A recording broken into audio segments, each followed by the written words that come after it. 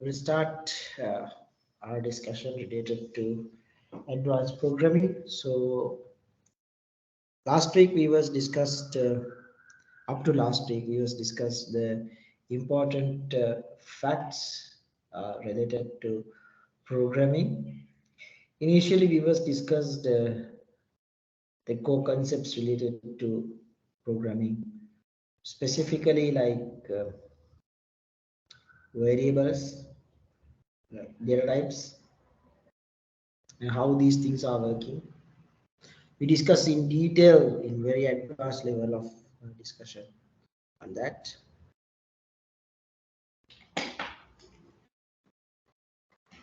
Next we was focus on basic logical aspects, the logical concepts related to the programming. So it was a detailed discussion.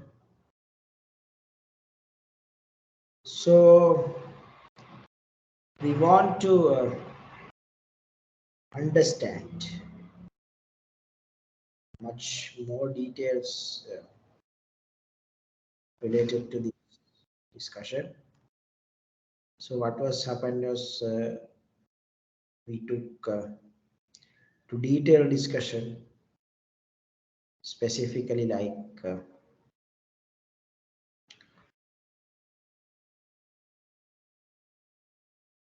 logical conditions, if else, nested if else ladder, and so on and so forth. Basically, those provides a detailed overview on what we are doing. Now, what we want to do, we want to store data. Before that, we was discuss a bit more details related to the looping, for loop, while loop, do while loop, like that. So that's the point that we was finalize our work. Today we are going to discuss from there onwards. Before we start in the subject, I would like to see anyone do have any questions to discuss further.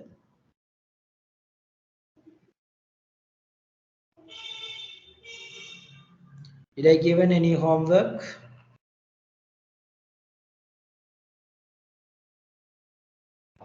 Any homework given for you? Design patterns, star patterns or something? Not really. All right.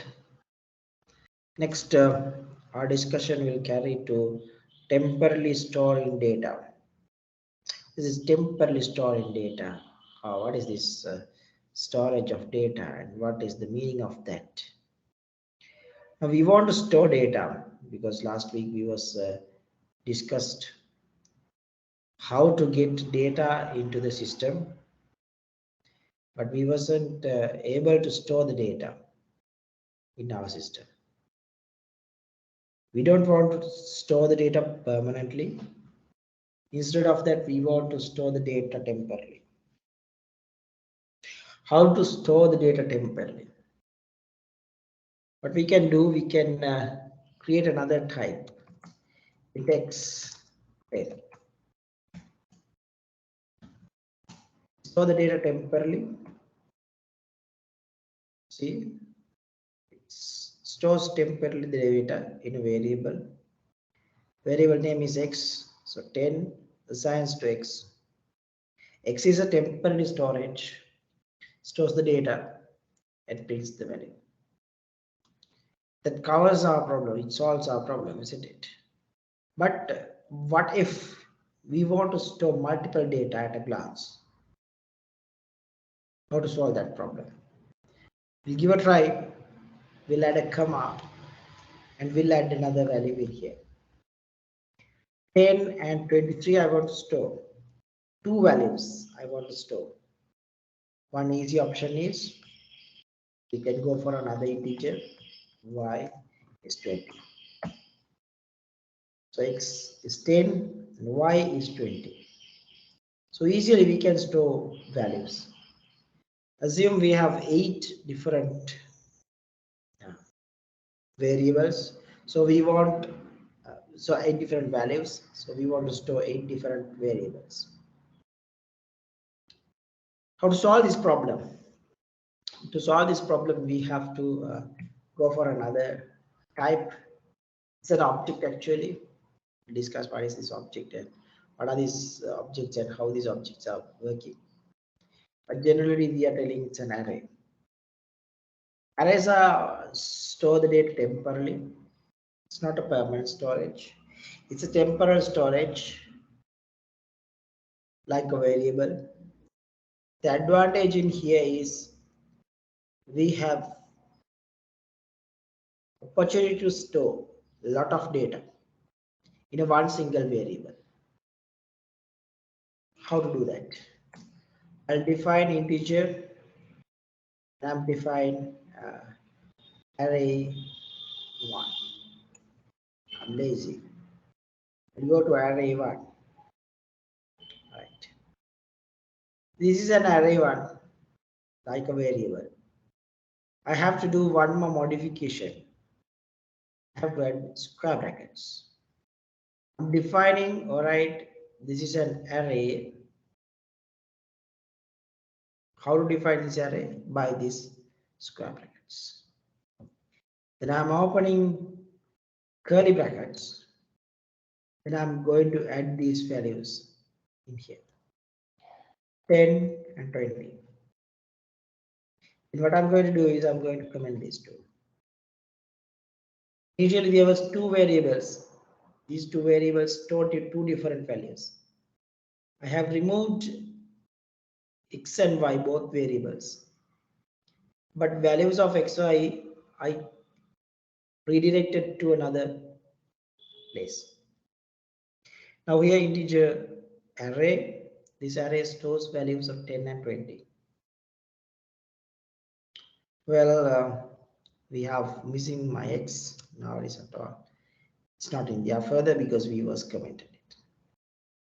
Now what we can do, we'll add array 1 as usual process.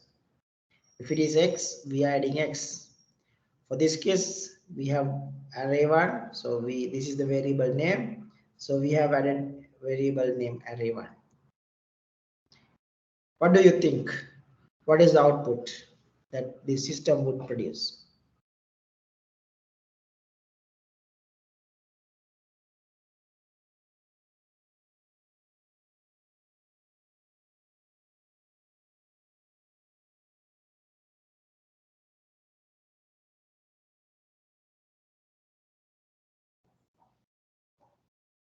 The system would produce what? When execute and see, it produces something, a value, but it's not a value that we define in here, 10 or 20. Neither 10 nor 20. What was happening here? It generates a value, but that's not the value that we was told. It's something else. This is our array. This is the output. Usual scenario that we have, it gives a value.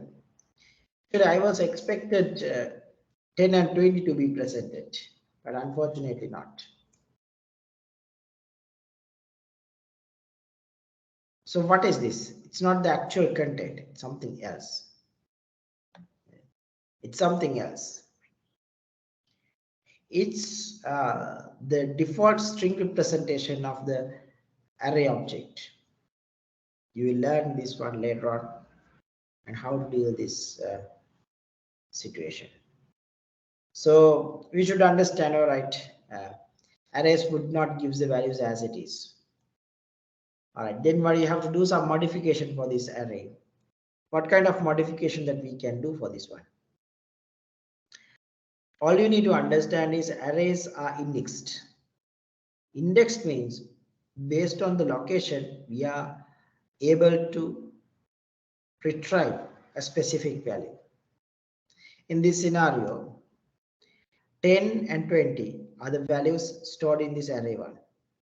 So what we are going to do, we are indexing array 1. Array 0th position is number 10.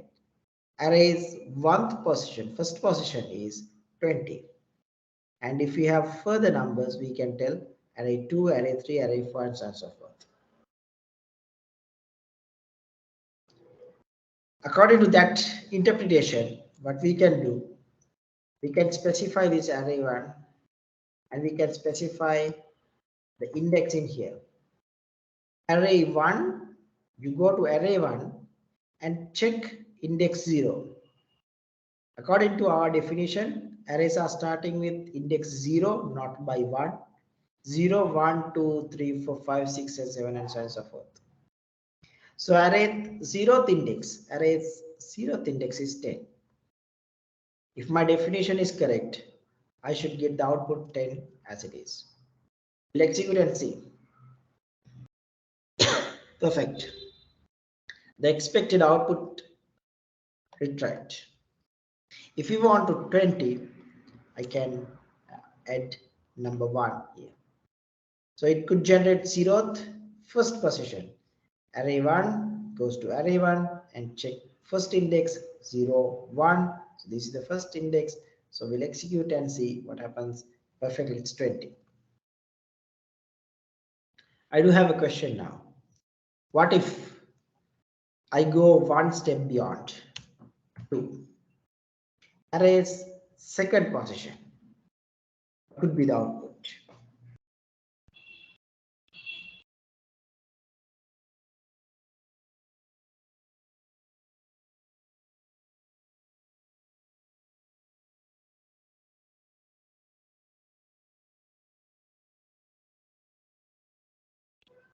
Carry error. Sorry, there might be an error. There might be an error. Good, thank you. So basically, here we have 0th index, first index, and second index. For the second index, 0th, first, and second index. Second index, we don't have such kind of a value. So it's array out of bound, isn't it? It's arrays out of bounds. So we should get something related to array out of bounds exception or something. We'll execute and see what happens in here. Exception in thread main java.lang.array index out of bound exception. We don't have such kind of index. It's out of bounds. It's out. Index 2 out of bounds for length 2. That means maximum length is exceeded. We don't have that kind of thing. So what we can do? Maximum value is 1. If we have much more values in here, then it's not a big deal. We can add any index 0, 1, 2, 3, 4, 5. I want array 5th index, so I'm going to print 5 value. If you just confused with this 5 and 5, I have added 51 to avoid the confusion. Nicely 51. It goes to the index and it prints number in there. Got it? Quite easy. That's the initial part of this array. Array indexing, how to define an array, how to add the values to an array, how to print a specific value from an array. Give a try, do the same coding. And the activity that you need to do is print all the values. Here I have defined 5th value, 0th, 1st, 2nd, 3rd, and 4th, that kind of thing. I want to print all the values in this array. Write a code to retrieve all the values from the array and print it in the console. Once you complete the code, share the answer with me. I will give 5 minutes of time to you to experiment this activity.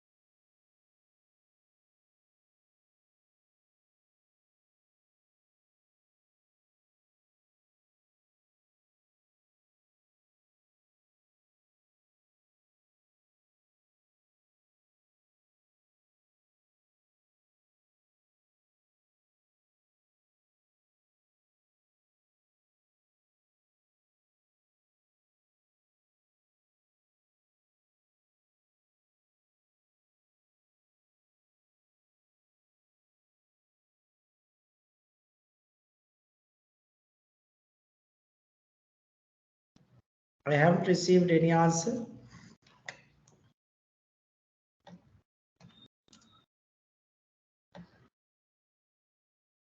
What is your output? How you have solved this problem? Anyone? It's quite easy. It's not a hard thing. All you need to do is iterate through a for loop or while loop or whatever value. Right? It's much easy. I'm pretty sure you should be able to do that. For some reason you missed it. I'm not doing that activity for you now, but I'm expecting your answer earliest as possible, probably before next week. Right. We'll discuss. This is the method one to define. Method one to define an array. We have another method. What is the next method? Method two. Right. What I'm going to do in here, my array, I have initially defined values. I know the entire set of values. Assume that I want to store the values from an external environment. User input data. In such situation, we have much more easier mechanism. We can define integer array2 as an array. Right hand side, we have to tell new int. In curly brackets, the square brackets, we have to define the size of the array. Here we have 1, 2, 3, 4, 5, 6, 7, and 8 elements in this case. Assume I want 10. No worries at all. I want to add 10. That's it. Now what happens in here? I have defined an integer array. Name is array2. And its type of integers, you can store 10 integers in that array. You can store 10 integers in that array. Now this integer array2 is an empty array. We'll do the same thing. We'll copy this one and we'll paste it in here. We'll change to 0th index. This is array2. Array2, I haven't used any value at all. I haven't stored any value. We'll see. Last time we have executed something. I'm going to comment that. We'll execute this one and we'll see what happens. I'm going to run my application. Well, it's a 0. We'll go to index 1. Again, it's a 0. We'll go to 10. Give me the answer.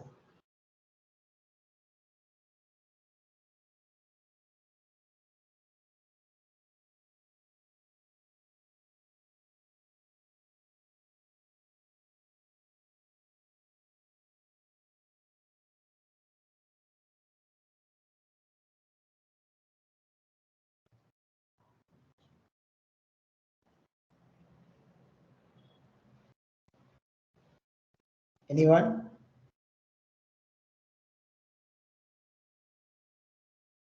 Anyone do any idea?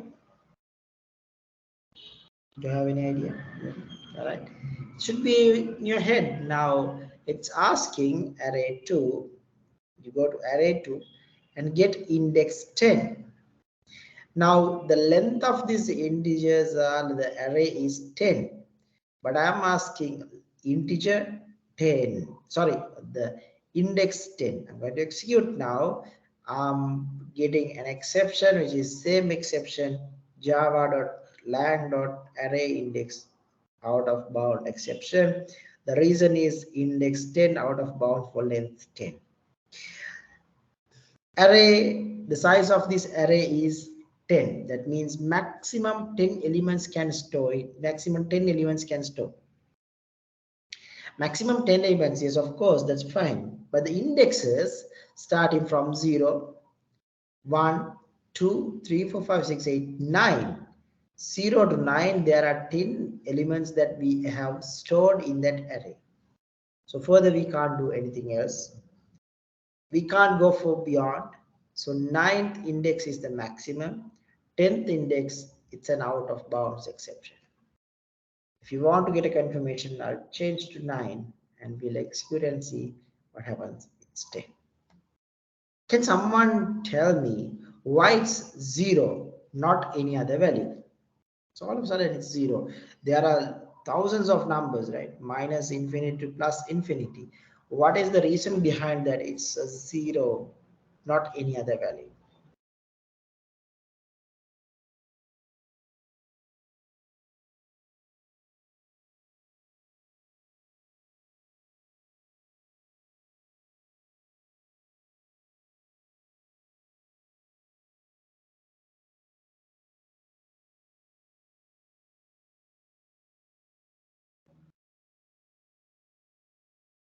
Because of the value 0 is the default value. That is the default value. Integers are defined in here. So if it is an integer, the default value is 0. Now, what if I change it to double? What to change it to double? I will execute and see what happens. 0.0. The reason behind is the default value is 0.0. You can do many experiments and see the same thing. It gives the default value as it is. We learned third point. That's then empty.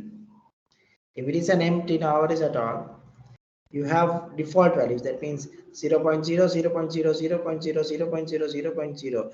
By defining line number 14, you have assigned 0.0 by default. Simply, you have space of 10. You have 10 spaces. That 10 spaces are full with default values. What I'm going to do now? I'm going to change the default value. How to change the value? I have to tell where I need to go. I need to go array to, then I have to tell what is the value that I want to change.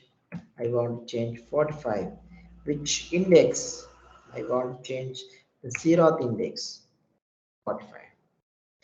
This is array to new double 10. So what happens here? I have a space of 10. 10 boxes are there, aligned in a specific order. Now all of these boxes are full with the default value.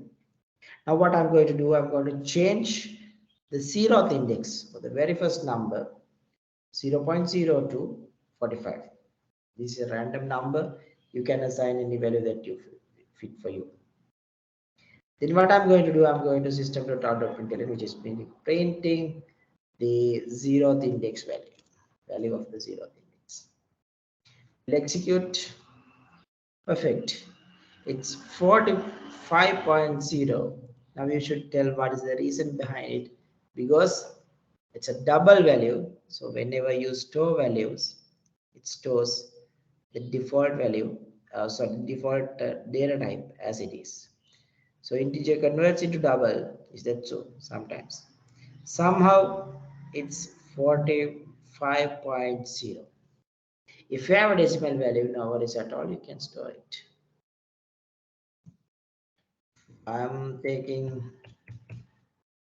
0.154. It's perfectly interpreting without any problem. So this is the condition that you need to understand. Right. Any questions up to now? Any questions up to now? Anything to discuss further?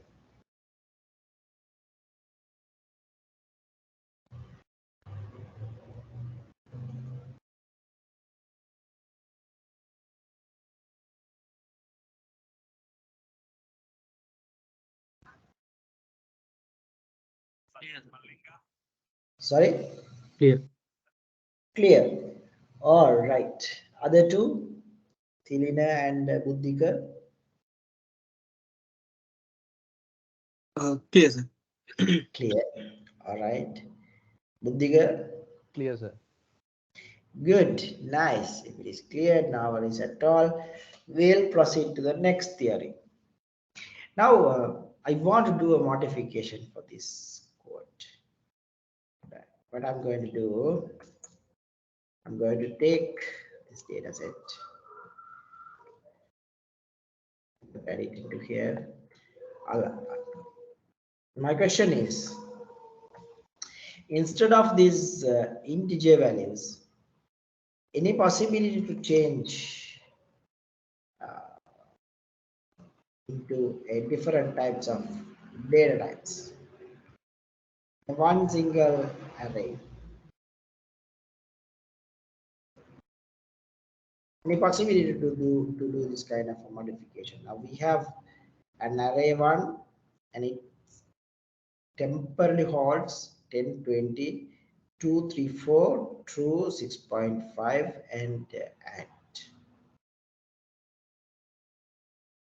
I'm going to execute this one, but unfortunately before that I should see some alert in here. Multiple markers at this line. I don't know what is this. They are telling type mismatch. Cannot convert from boolean to integer. Type mismatch cannot convert to double to int. Type mismatch cannot convert from string to int. So it's incompatible with this integer data type with these three. These three not allowed.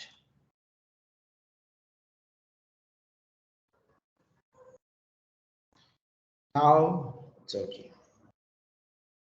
Got it? So write down in your books, we are unable to mix the values in an array.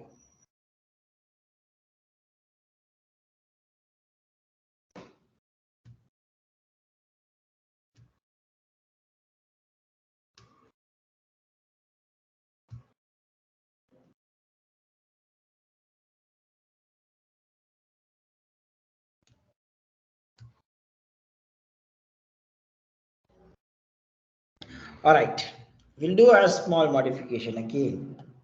Instead of int, I'm going to a double. Now, according to my previous statement, it should be in the same data type, but at a glance, we can't see that kind of a thing. It seems like integers. Somehow we'll execute this one and we'll see what are the outputs. Then I will clarify a bit more. I'll execute this one. Perfect. It's 20.0. How comes it's 20.0? 0, 1, 2. Sorry, 0, 1. So we want only 1. 0, 1. It's 20. But actually, this 0.0 is invisible for us. It's in there. It's invisible. We can't see. That is the reason behind. But integers or doubles, we can see, so we can't add integers for that.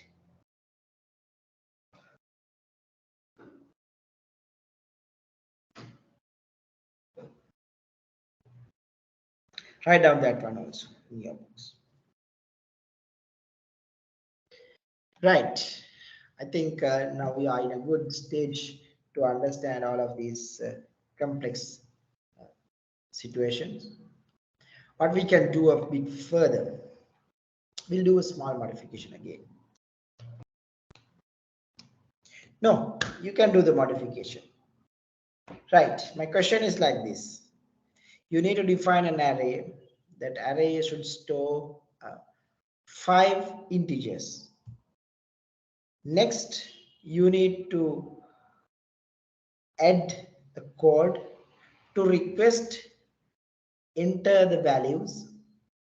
After enter 5 values, your program should print all the values that's stored in the array. You got it? You need to define an array. How to do it? Define the array. I'll write it.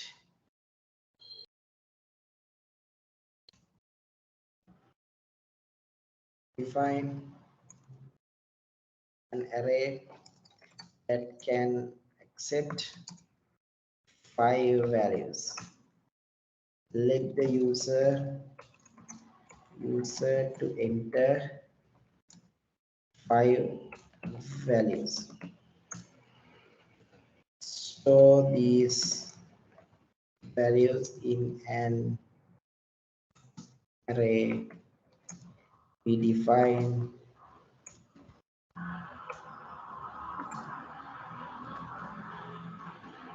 value. Print all the values that stored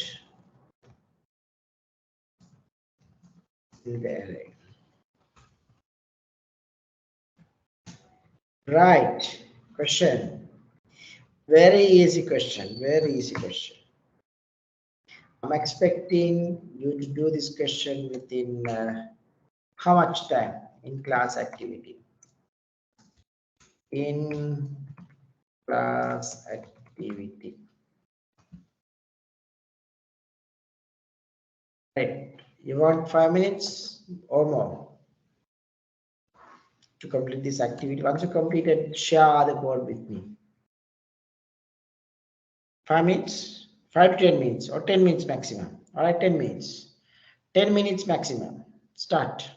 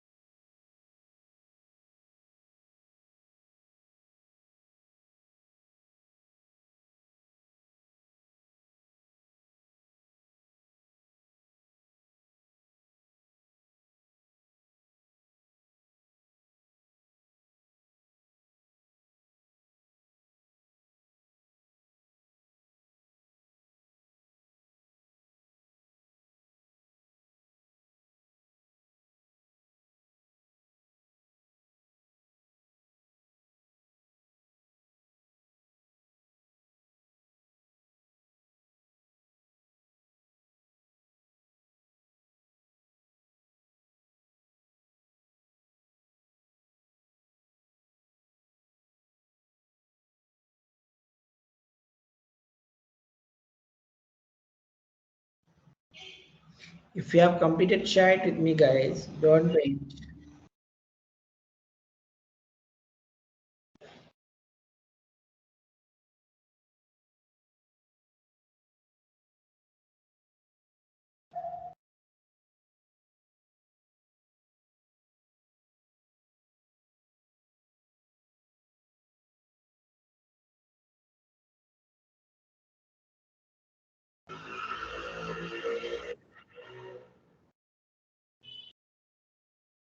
All right, I have received one answer.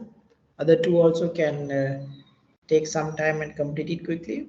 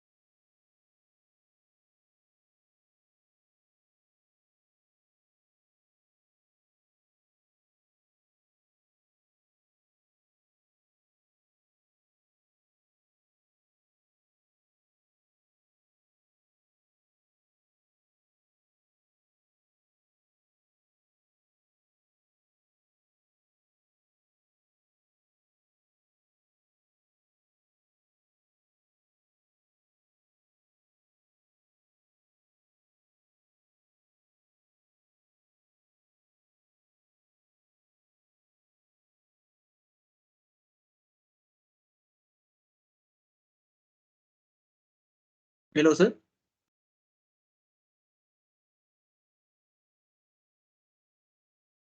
Ken, Sir, my Telegram group එකට මම දැන් join වෙන්නේ මම screenshot එක එවන්නම් දැන්. Right. Okay.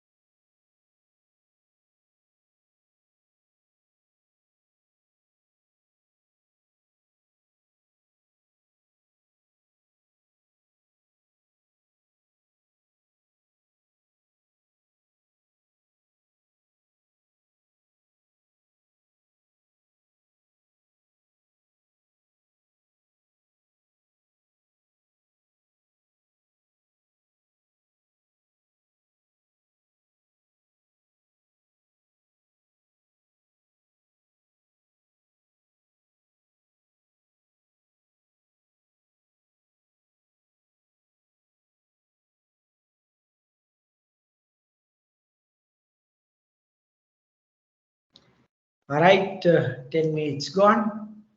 I have received one answer, which is good.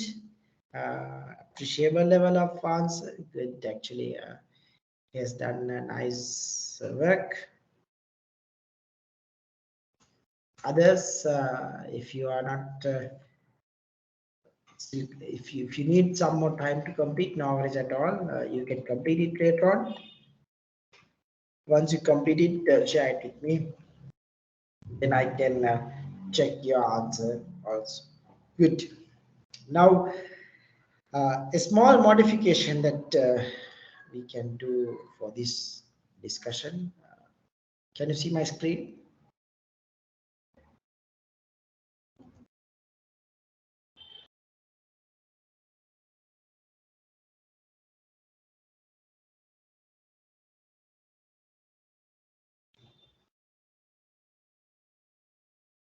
Define.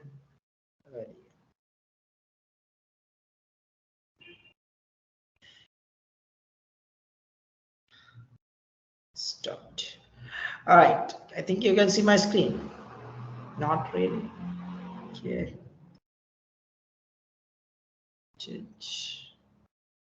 Right. Well, now now we are in a good phase to understand and work with this kind of arrays and do some work related to these arrays. So arrays is something that very interesting and very detailed topic. All right. So we'll do some more activities related to these arrays. The very first question is I want to see the length of this array. The reason behind is think if there are 5 or 10 or any number of elements in the array, so we don't know if for some reason think assume we don't know the actual length. So what we can do, for an example, for a for loop, we can manually add 1, 2, 3, 4 if you know the value. If you don't know what to do, then there should be a solution for that. So what I'm going to do, I'm going to take this one as it is. I'm going to uncomment this one. Right, what has happened? You want wrong yet? Now it is. Now it is. Right. Next, what I'm going to do, I'm going to a small work. I'm going to take array1 dot. Once I click this dot, you can see there are different options popped out. I'm going to select length in here. So I've selected length. Then I'm going to execute this one and see what happens. It gives length as 5. That means 0, 1, 2, 3, 4. Oh, nice.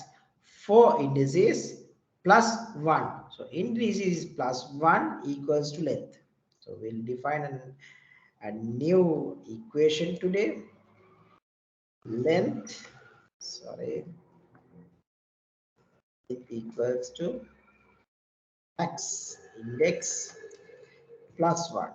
Maximum index is 0, 1, 2, 3, 4. 4 plus 1, 5. So the length is 5. Array dot length, array 1 means this one, dot length method gives the output of the array. So we don't want to bother, we don't want to manually code it. Instead of that, we can programmatically ask to solve this problem. Here, we'll do another mechanism, another one.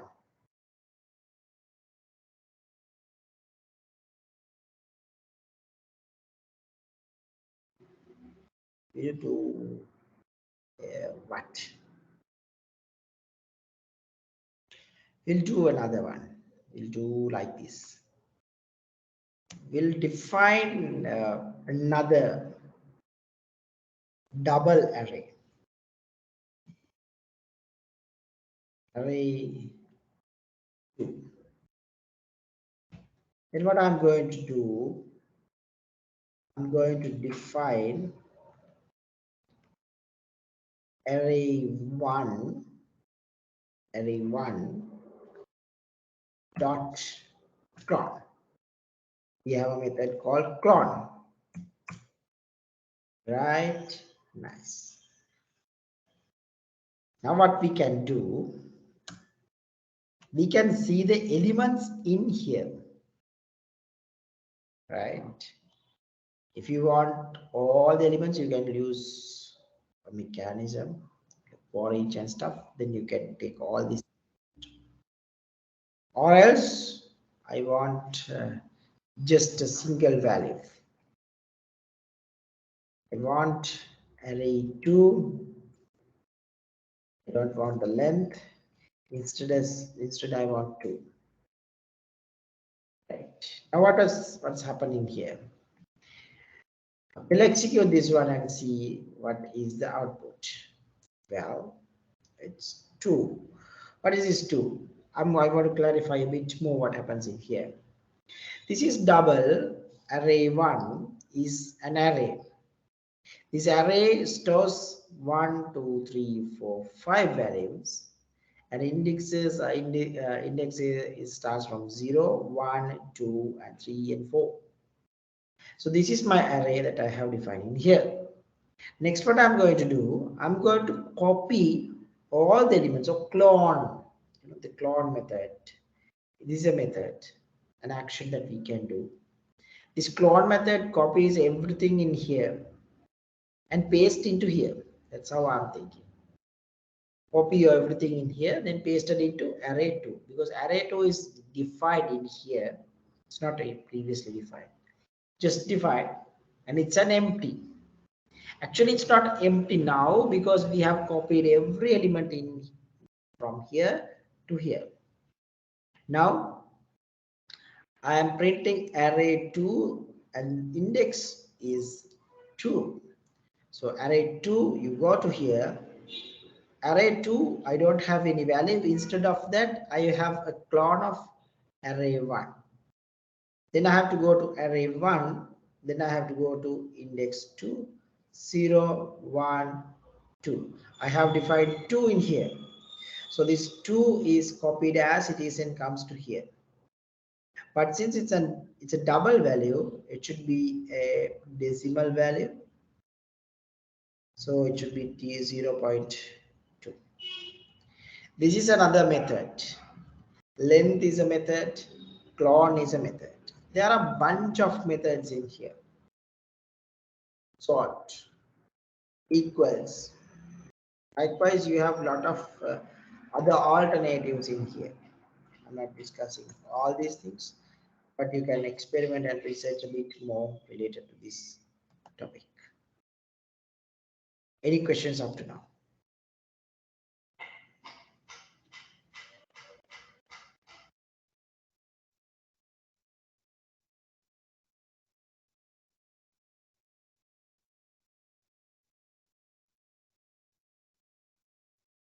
Clear, sir.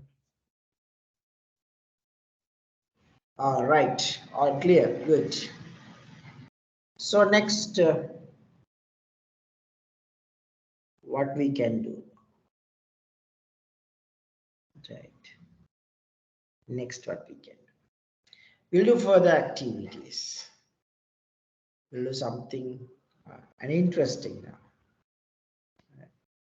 So my question is, I want to print the values in here in ascending order. Ascending order means I want to print the values in this order. What is the order? 2, 3, 4, 10, 20. That's the order that I want to print. I will give 5 minutes to try out by yourself. Keep in mind there is a method to solve this problem, or else you can use for loop and stuff. It's obviously yes, but it's a hectic task. You have to check all of these things. Instead, my suggestion is if you have a method, you could use that method. Why we reinvent and wheel again, reinvent a wheel again? So not it. So use a method and print all the array values in ascending order, ascending or descending, whatever you want, ascending or descending order in a specific order. I will give 5 minutes to experiment this work. The people who do not have much experience, please try and get some experience. If you don't have any experience, if you have some experience previously, that's fine. The students who are new to Java, please try these things during the class time, then only you can grow well.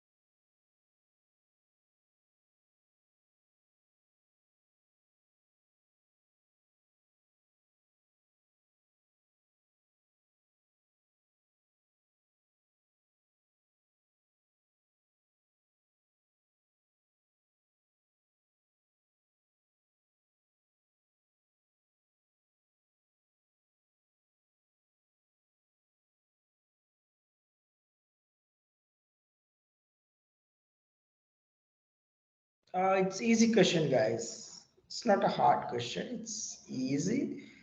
You need to sort it where you got stuck. There is a method called sort, but you can't use as it is.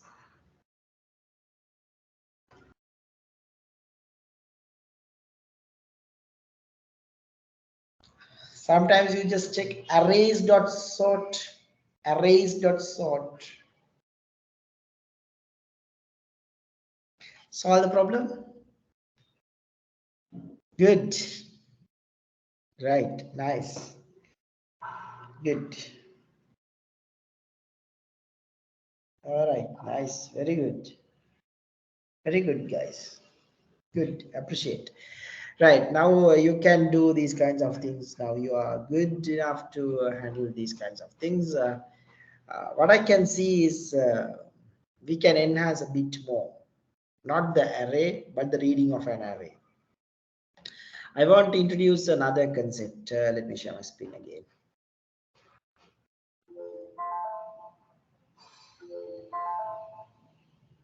Right. See, what we are going to do now, we are going to iterate. We are going to iterate through this loop using an enhanced for loop. Enhanced for loop.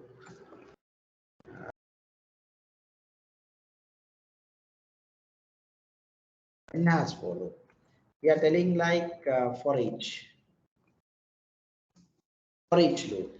Usually we are telling that this is for each loop. This is the name that we are giving. It's an enhanced for loop. How to do this and what to do this. Let us see the problem. We can use a standard for loop. We have to go for I equals to 0, I less than length, array dot length, I plus plus, then print it. That's good. No worries at all. I don't upset with that. But we can enhance the loop by using this for each loop. For, how to write this for each loop? For, I have to define a variable to store the values in the array. Here we have a double value, so we have to define it a double value. Double D, not a semicolon, it's a colon. After the colon, what I'm going to do, I'm going to add the array that I want to address. I want to address array 1. Here I'm going to add array 1. Right. To take array 1, then we'll add a scope. Now what happens in here? We got to go this out. Sorry, this out. Then we'll go for B. Right. We'll execute and see first of all what happens in here. Gives 10, 20, 2, 3, and 4.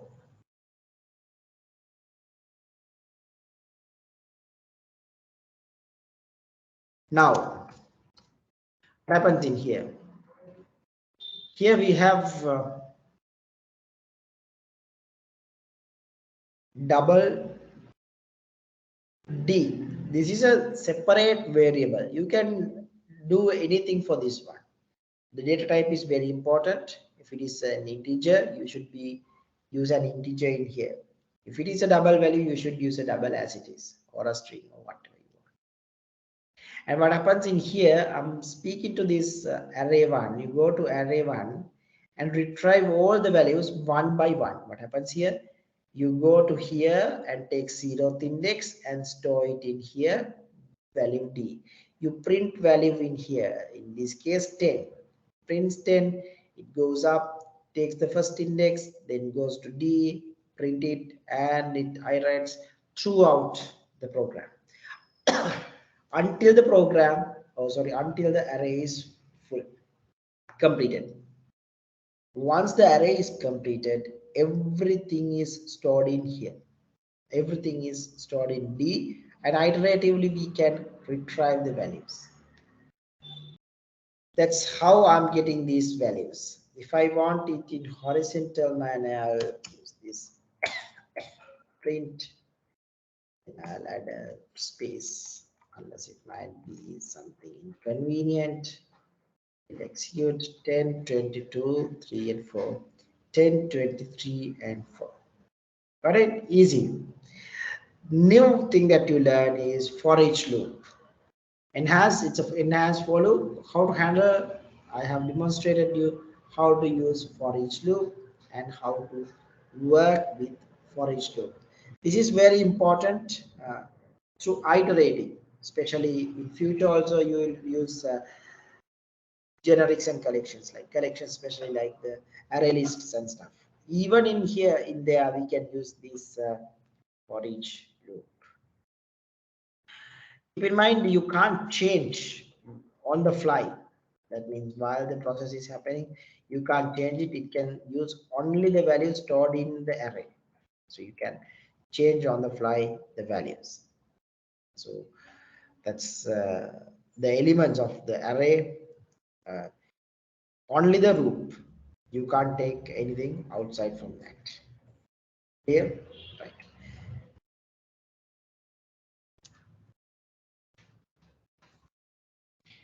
Right. We have came up to a good extent. Any questions?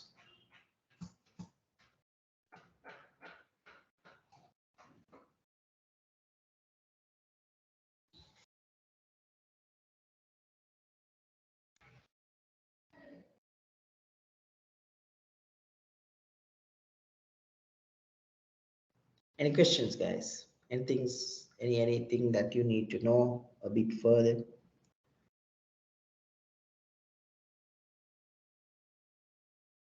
Yeah. All clear. All right. We'll go one step ahead. Uh, One step ahead. Now, these arrays are 1D arrays or single D arrays. These are 1D or single D arrays. Single D means dimension, or one dimensional arrays, 1D arrays. But we can go beyond this. That means 2D, two dimensional arrays, 2D arrays, 2D arrays. What are these 2D arrays? Two dimensional arrays. That means two dimensions, x and y. For this case, we have only x values. We don't have y value.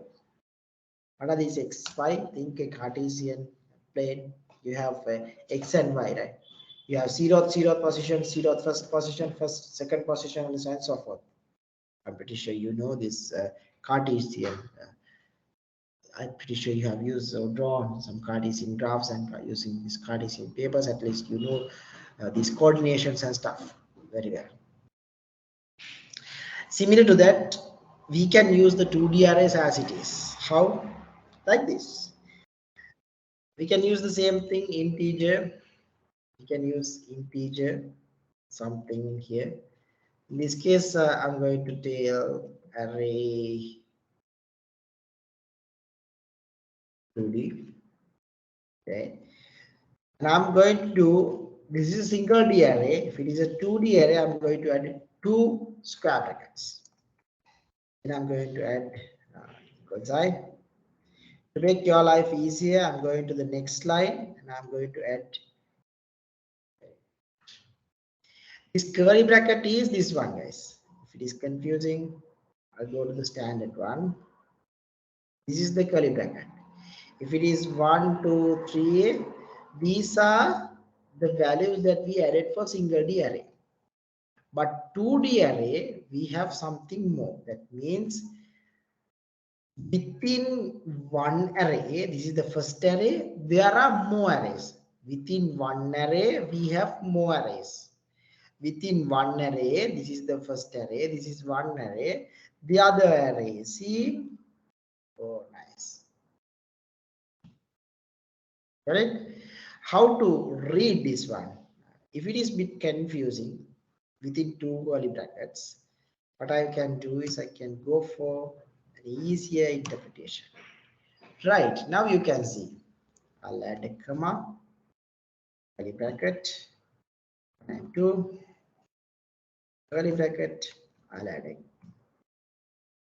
5, 6, 1, 0, 4, 5, 8.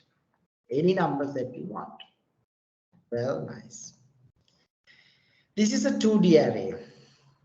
First dimension is almost taken. This is second dimension. That means this is the 0th index, first index, and second index. Inside the 0th index, again 0th position, first position, and second position we have. Got it? First index we have 0th position, second position. Think like XY Cartesian coordinates. 0th position, 0th first position, first position, and so on and so forth.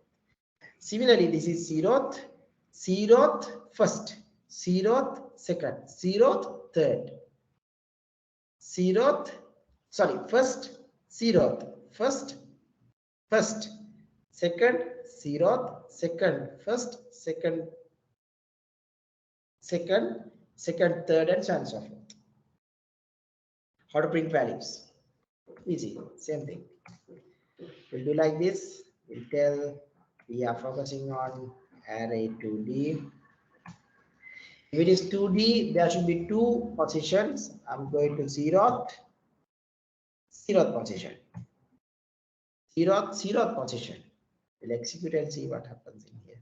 Let me comment this one. It's not applicable for this case now, because if there are too much of outputs, you might get confused. To avoid these confusions, we have to handle this kind of work. We'll execute this one and we'll see what happens. It gives answer 2. How? This is the 0th index, first index, second index. This is the 0th index, 0th position. You just go to 0th, you just go to 0th position. 0th position is number 2. 0th first position is 3. 0th first position, we are expecting 3. Yes, perfect, it's 3. What if we change first? We just go to first, is the first, and go to 0, 1. We are expecting 2. So 0, first index, first position, 0, 1. Right? We'll execute and see what happens. Perfect. Got it? It's perfect.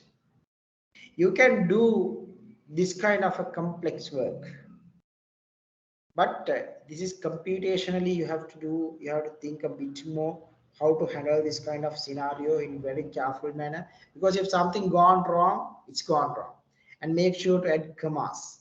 I would strongly encourage you to do the same exercise that I have done in your machine, and do some experiments and get some experience. Some of students do not get this idea as it is in the first glance, but after doing some of experiments only you can get some experimental knowledge. All right, give a like I'll give around 5 minutes. Absorb into your brain what happens in here. Teach to yourself. All right, this is happening like that, and this and that and that. I'll give 5 minutes nowadays, because we are doing some exercise to absorb this a bit further. I'll give 5 minutes. Teach to yourself.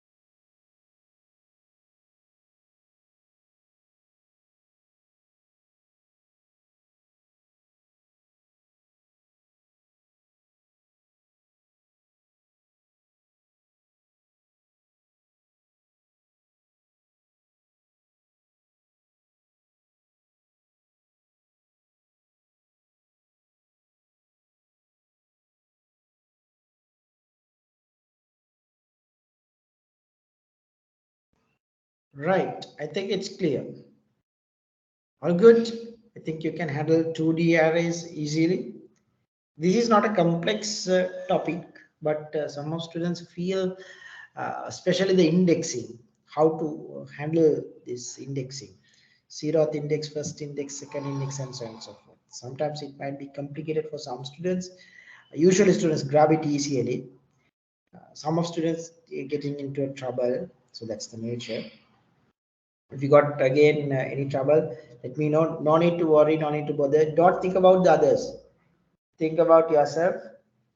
Then ask me if you do have any questions, or if something is confusing for you.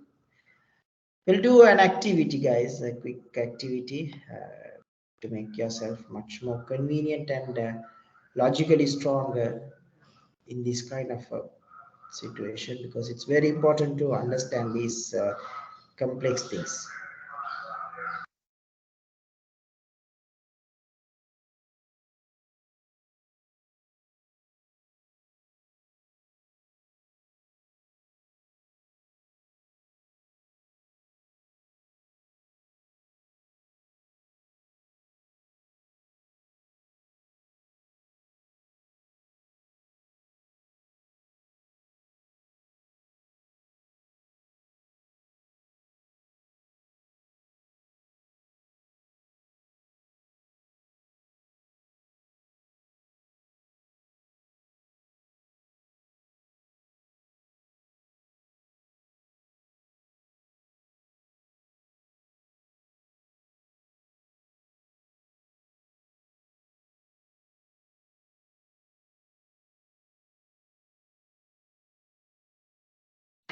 I think you read the question.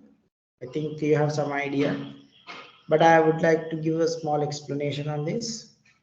Calculate the sum of the matrix. So we have a matrix in here. You just think like this. We have zeroth position, zeroth first position, zeroth second position, so first and second. So this is like a 2D array, right? This is like a 2D array. So you need to add all of these values: 1 plus 2 plus 3 plus 4 plus 5 plus 6 plus 7 plus 8 plus 9. This is the sum of the, calculate the sum of the matrix. That's the first part. You need to write a program to sum this matrix. Calculate the sum of diagonal of the matrix. Diagonal means like this. This is the diagonal. So you need to add 1 plus 5 plus 9.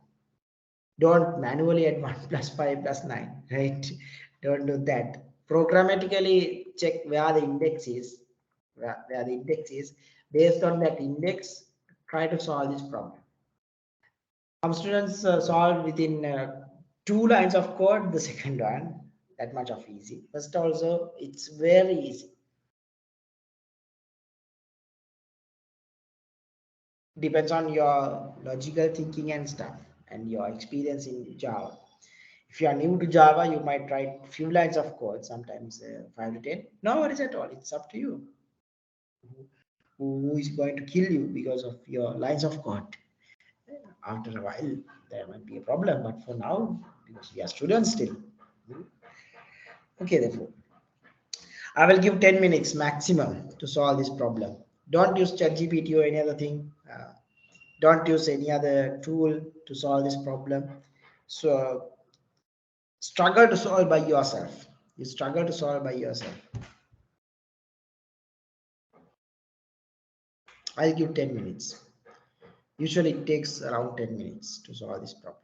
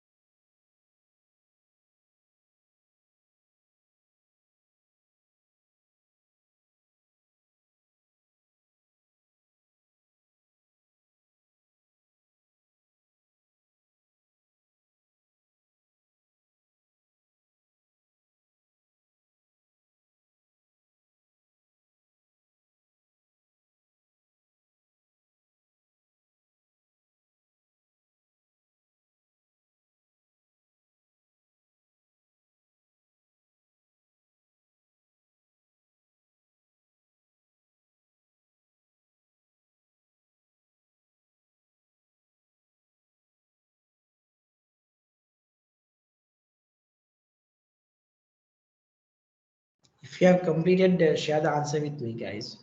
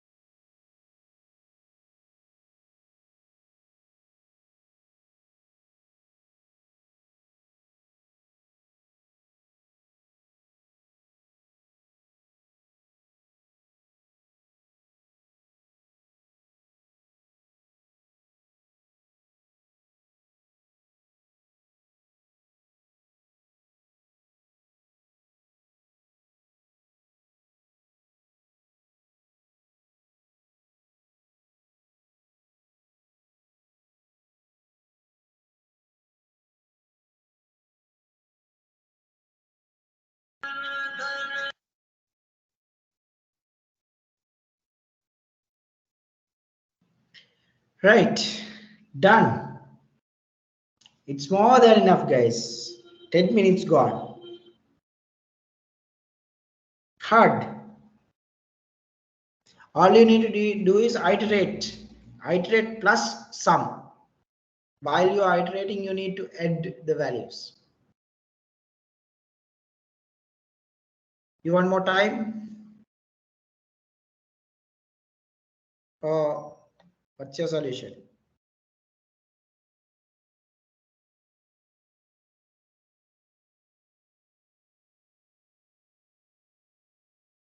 Yes, I got one answer. Well, nice.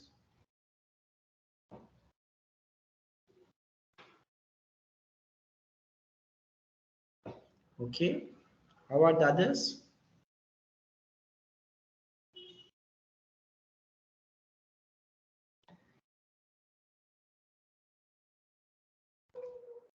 Do you want a bit more time? 5 minutes maximum? If you want another 5 minutes, I can give. That's fine. Totally okay. Because ultimate objective is learn programming. I can cover all the theories within one day. But if you can't write on a single program, no point at all. My objective is to let you to program. You should be program at the end of the day. You should be able to program. Because I have seen lot of places. It's like theory. This is not a theory subject. This is a practical subject, coding subject. You should code. This is like I'm not supposed to have like I think I don't want to create a lot of slides and stuff because this is not that kind of a subject. I'm creating slides and stuff for project management. This is something that swimming, driving, experience is very important. You can't swim as it is. You should have a lot of experience. Isn't it? You can't drive as it is. You want to drive, accidents and accidents and accidents. Then only you can do something. Drive properly. That's the reality. Drive, swim, do it a lot. I can push you to the direction. That's it. Thank you. I got another answer. Good. Others?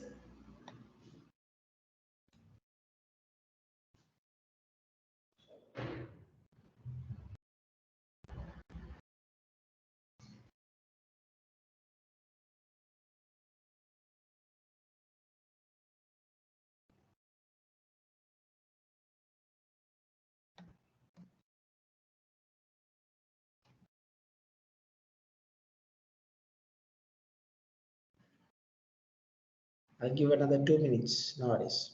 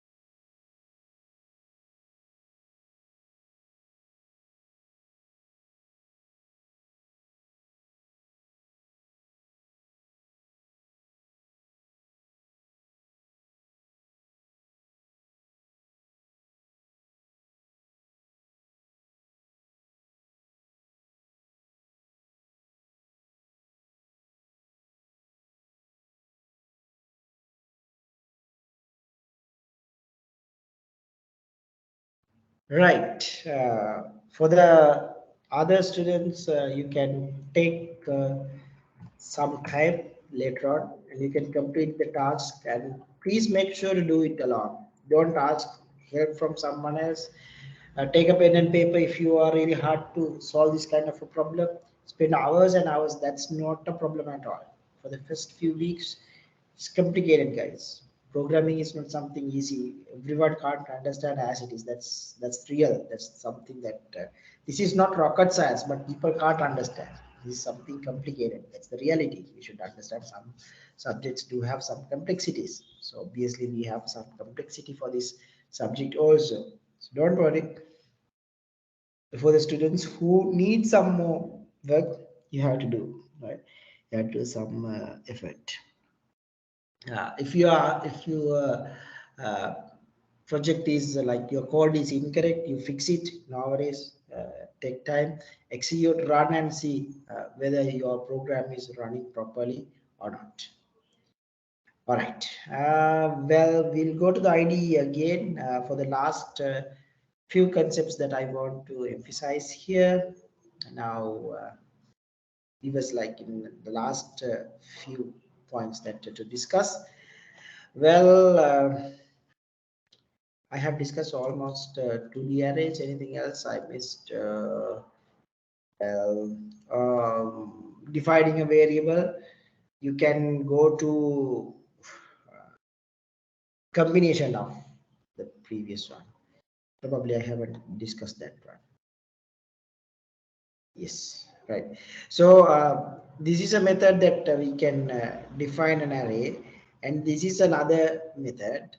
Third one is we can have like combine these two.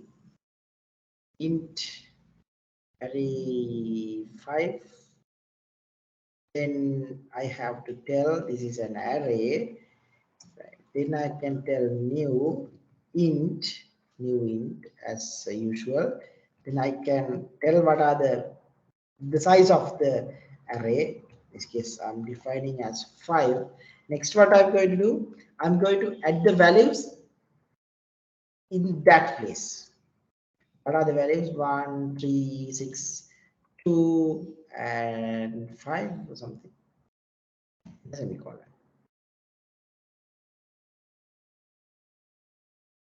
Let's go wrong. New int. Right. New int. Array 5 is an array name. New int, this is an integer type of array. Then I am defining the values like similar to this one. This is kind of a combination of the two methods previously discussed. Actually, these two methods, this method 2 and method 3, we are defining array object, new objects. So you might learn what are these objects and how these are behave in future.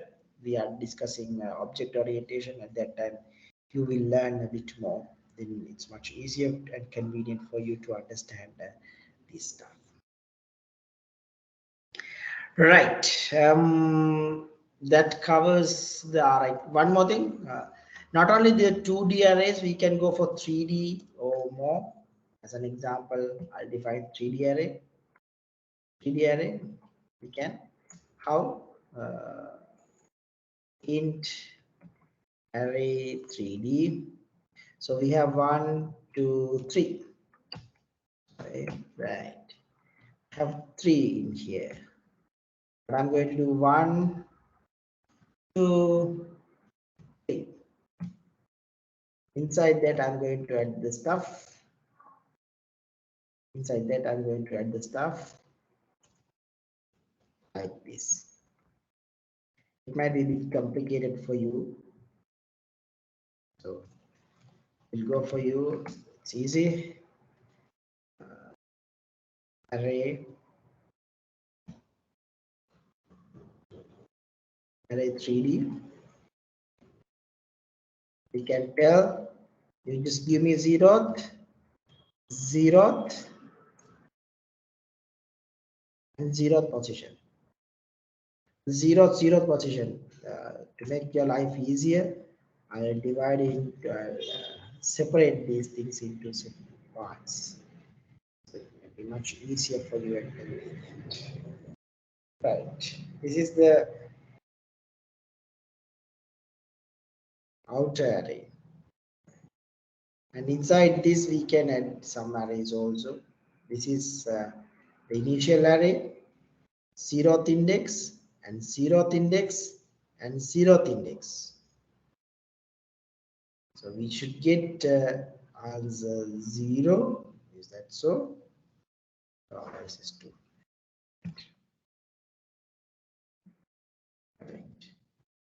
Correct. Shall we write a program quickly? I want to get a value. You can do along with me, guys.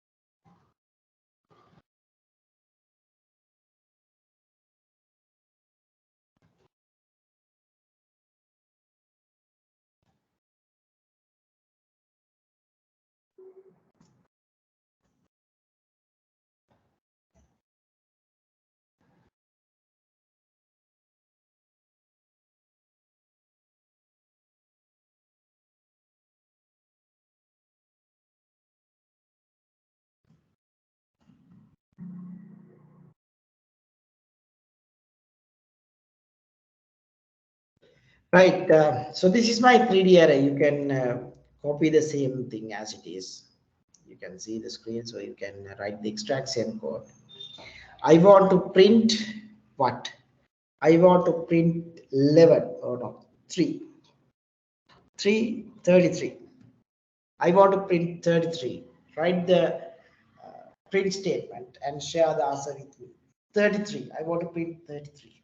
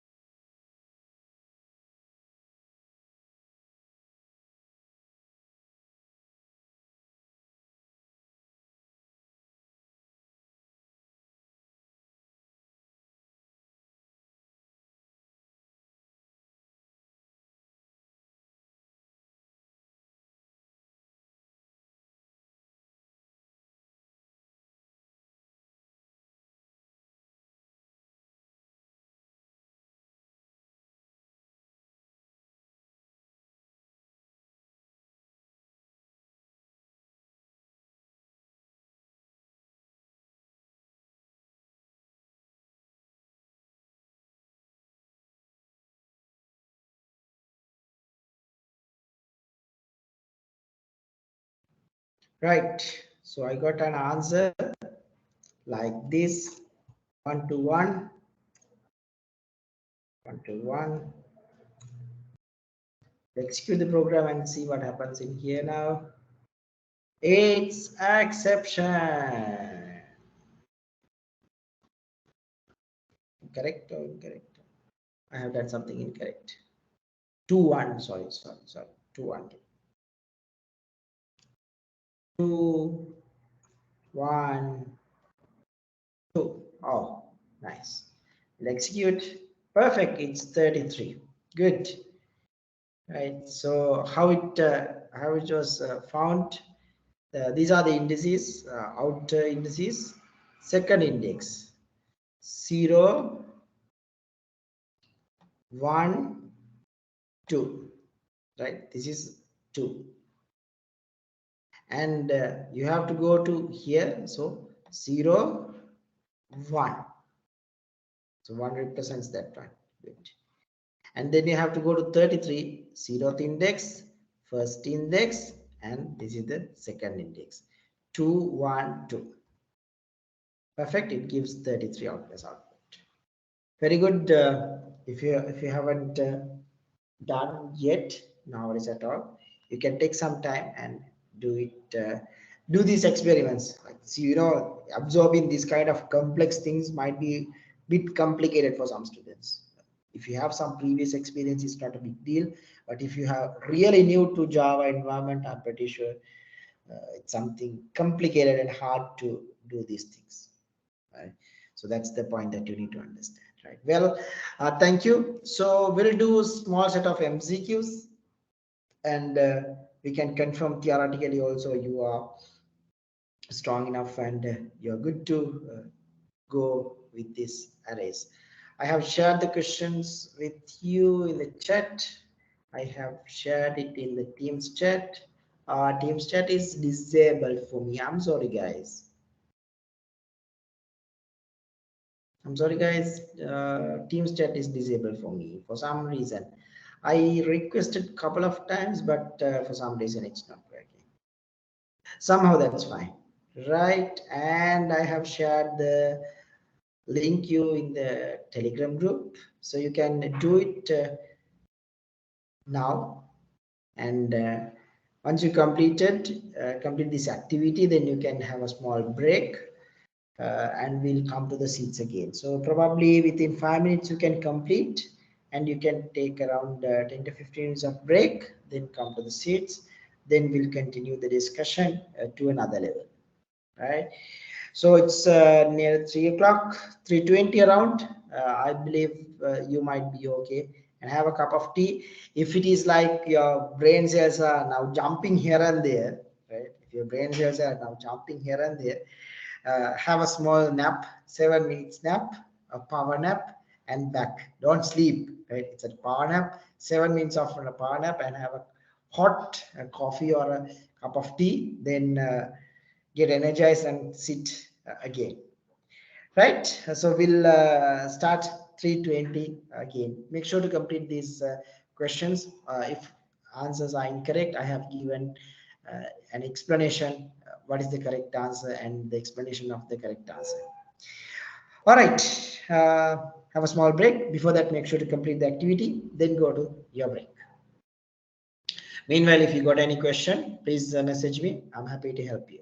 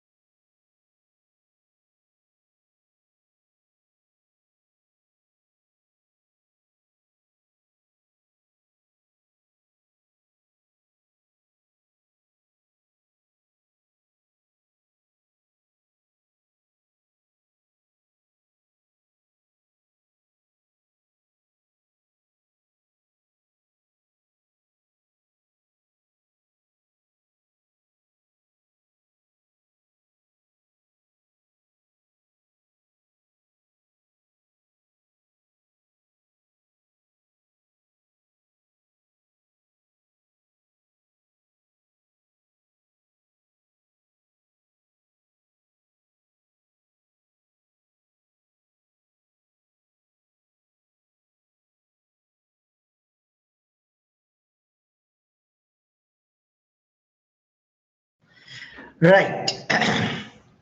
I think everyone is back. Completed the quiz. I have 3 responses. Well, one missing. Right.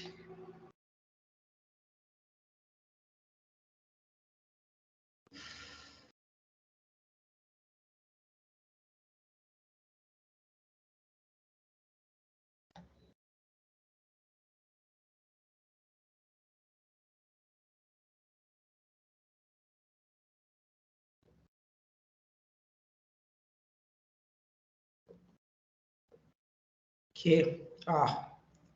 That's my fault.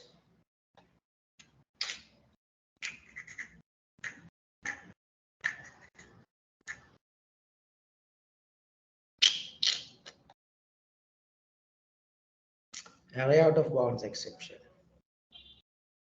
Ooh.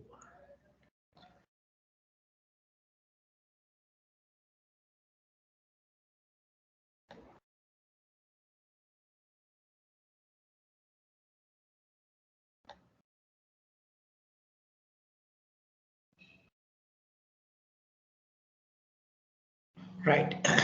Don't get upset, guys. I'm sorry. I missed to update that point. All good. We'll go to another area of this discussion. Well, we have to discuss next is objects. All right, objects. What are the objects? Well, go for a small discussion related to these objects and how these objects are working. Right. This is the concept of object orientation. What is the object orientation? Is the principle, or based on the objects we are doing everything. Well, what is this? We'll discuss that one. So we'll get an example. This is a ball. This is a box, right? And this is a box. Sorry, my drawing is very good as usual. And this is a human. Right. All of these are objects. This is a ball, box, and a human. Right. So these are 3 objects in our context, physical environment, which is representing the exact same thing, in programs. Once we take objects, we have mainly 2 aspects. Very first aspect is there are attributes. What are attributes?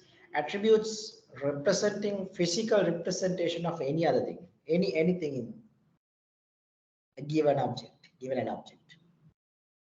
For example, color. For human, there's skin color. Box, there is a color. Ball, there's a color. Weight, height, shape. Many features are like that. These are attributes. That attributes help us to describe an object. As an example, if you want to describe a human, you have to describe different attributes of a human. Humans do have eyes, they have nose, they have ears, they have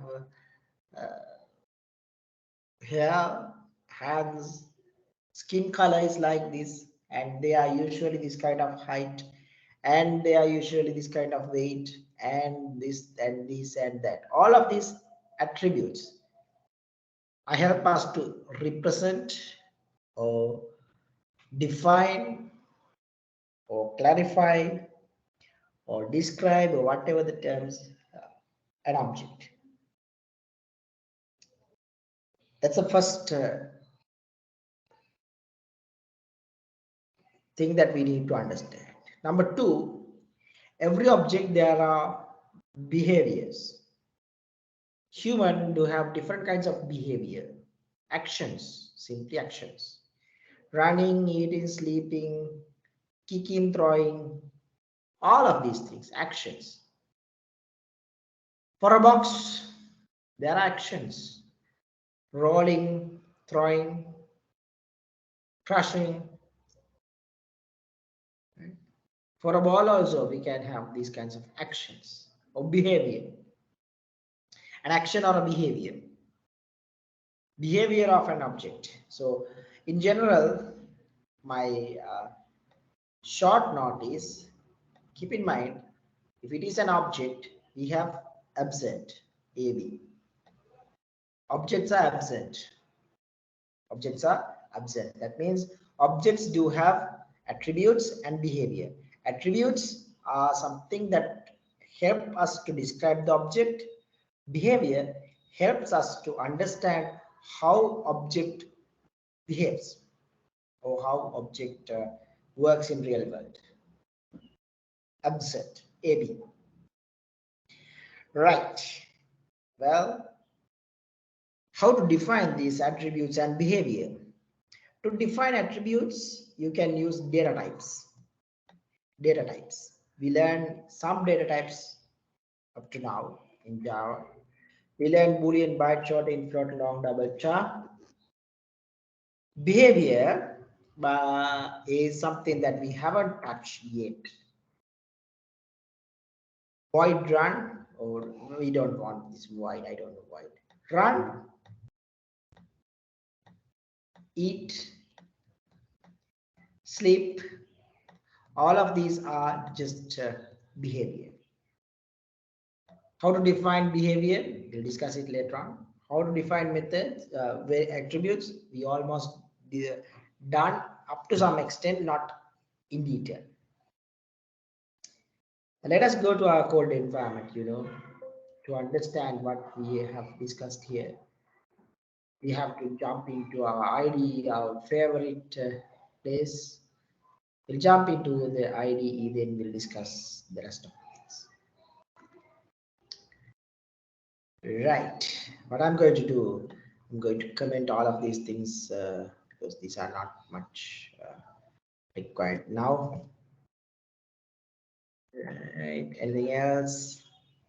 Something here that's fine. Okay. I'll use the exact same file. Create an object.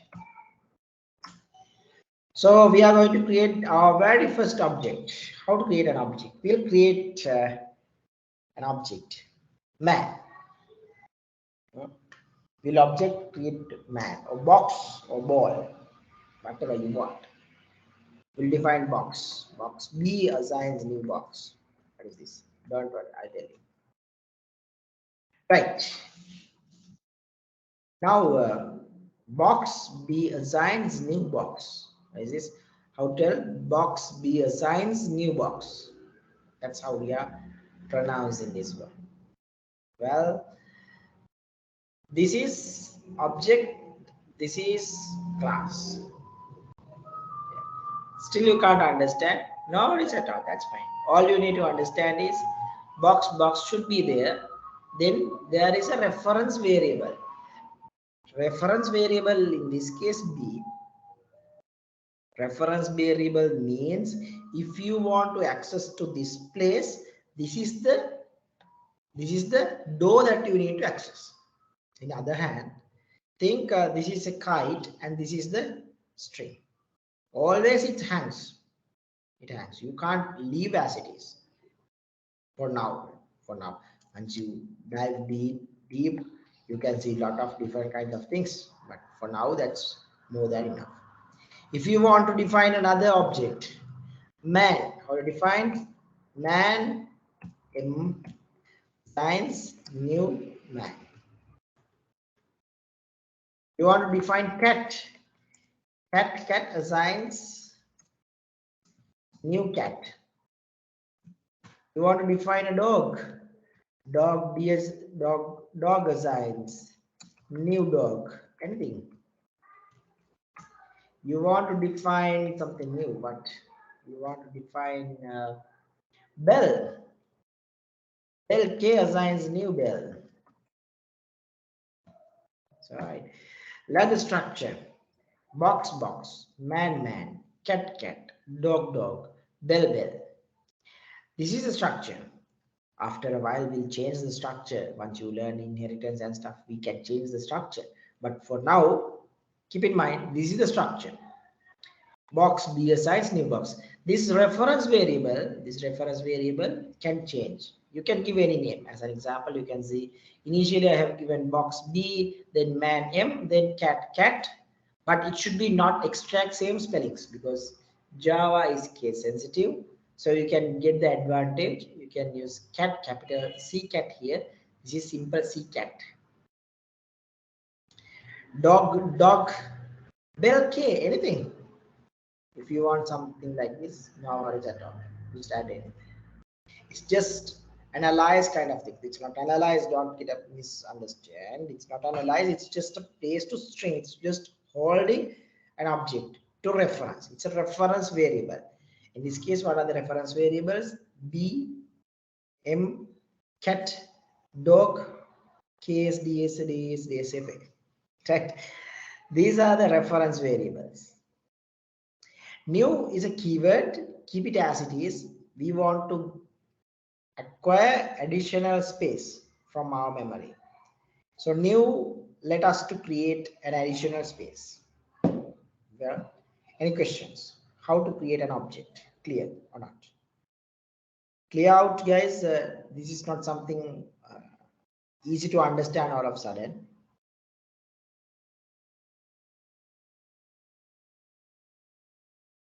Clear? Yes, clear, sir. Great. Now still we haven't created this space. New objects needs to have a space. How to create a space now? What we can do, simply we can open a new file, right? We can simply create a new file. See, this states box cannot be resolved for type, it can be resolved for type, something gone wrong, right? I don't know how to solve this problem, but I can get a help. I just hover, then it gives a help for us. I'm usually using this help because I'm really lazy. Create class box. Click this one. Then it automatically pops up something. Don't do any modification. Why? It's selected the correct source file. We don't want to bother. Package, still we don't have learned this thing. That's fine. So we keep it as it is. Modifiers, we haven't learned. So keep it as it is. We can't add public static void main string args because we have added once. So we don't want to add at all. Inheritance statements, no worries at all. Keep everything in there. So we'll keep fish. All of a sudden you can see it creates inside the default package a new Java file created called box.java. See, box.java. We'll do another activity. Go to man, create class man, finish. It creates man, box man. Anything that you can do like that. It automatically helps for me, especially it helps for the lazy people. Perfect, right? Easy. If you want dog, we'll create dog. If you want bell, we'll create bell too. We'll learn naming conventions and other stuff later on. But for now, just how to create these classes. Easy, isn't it? It's much easy. Now we have created set of classes. You can see bell.java, box.java, cat.java, dog.java, man.java, and my.java, something special because this is our main class, my. Right? So we keep it as it is, but there's no much thing to worry. That's it. Now we have some classes in here: box, man, cat, and dog, as well as bell. So we don't want everything in here. So I'm going to remove unwanted stuff. By closing here, these Java files are not affecting. Those are in here. In any case, if you want to open, Double click, then automatically pops up in here. Right. We'll define attributes. Defining attributes. Define attributes. Well, how to define attributes? Define box int double height 1.2 string color blue, and we can tell anything that you like. Anything that you like. You can add any number of attributes like this. Shall we add further attributes? Dog. Okay, we'll add dog. Int height 1.2. I'm just giving random values. Sorry, double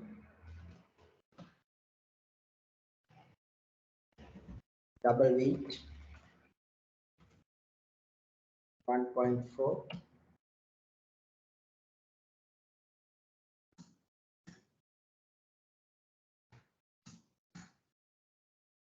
Sorry.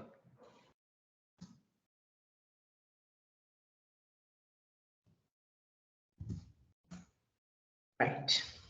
These are attributes. Added attributes to dog class. Well done. Now we know how to add attributes to our class.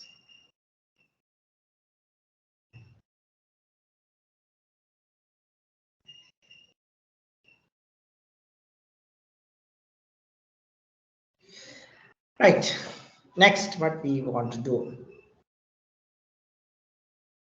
Next, we'll do some more activities. Right.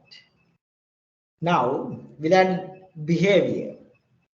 How to add behavior? Add actions. Adding behavior. How to add behavior? Throw. We have to define. Yeah, well, so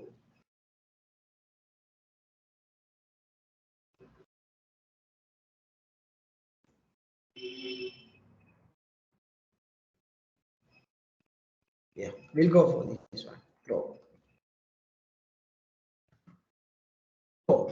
Throw sometimes might be problematic.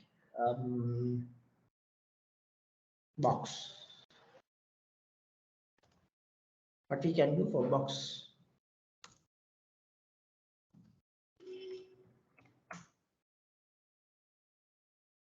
We can crush it. Yes, we can crush it. Crush. Right. Then we have to tell, okay, this is an action. To tell, we have to define a scope. This is a scope that we have defined. Now this is a method, incomplete method. To complete a method, we have to define the scope for the method. Finally, we want to add a return type. What is a return type? Return type means whenever you are doing inside this scope, within these curly brackets, if you are doing something, then finally you take it out. See, think this is a machine. You added something to this machine, then finally you taking out something. In our context, we can take out specific things, most probably a data type. In short, boolean, long float double, anything, you can take it out. Int crush. Int crush. It's an int. It's an int. So what we can do, we can add something to return, take it out. But I don't want take it out anything. You just do the operation, that's it, finish it. As an example, Sesson. First, I want to print this statement only. I don't want to do anything out. I don't want to do anything out. I don't want to get anything out. How can I tell? Void. Void crush system.println, and that's it. So we have mainly 1, 2, 3, and 4. Keep in mind, to complete this action or behavior, we have to add main 4 components: a return type, a method name, and a scope, or the parameters, and the scope. What is this? This is a method. Behavior means adding method. So this is a method. This is a method. So basically, we have added some of attributes. We have added methods. These are variables. Attributes are variables.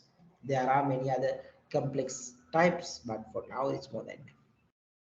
Methods, basically, we have 2 options. One is with a return type, the other one is without a return type. Void means we are not returning anything. We'll do a return type later on. Right. Until that, you just add void. Then a name, then parameters or parameter list. That means brackets, then curly brackets for the scope. Clear? If you do have any questions, let me know, guys. I'm diving a bit deeper in this context.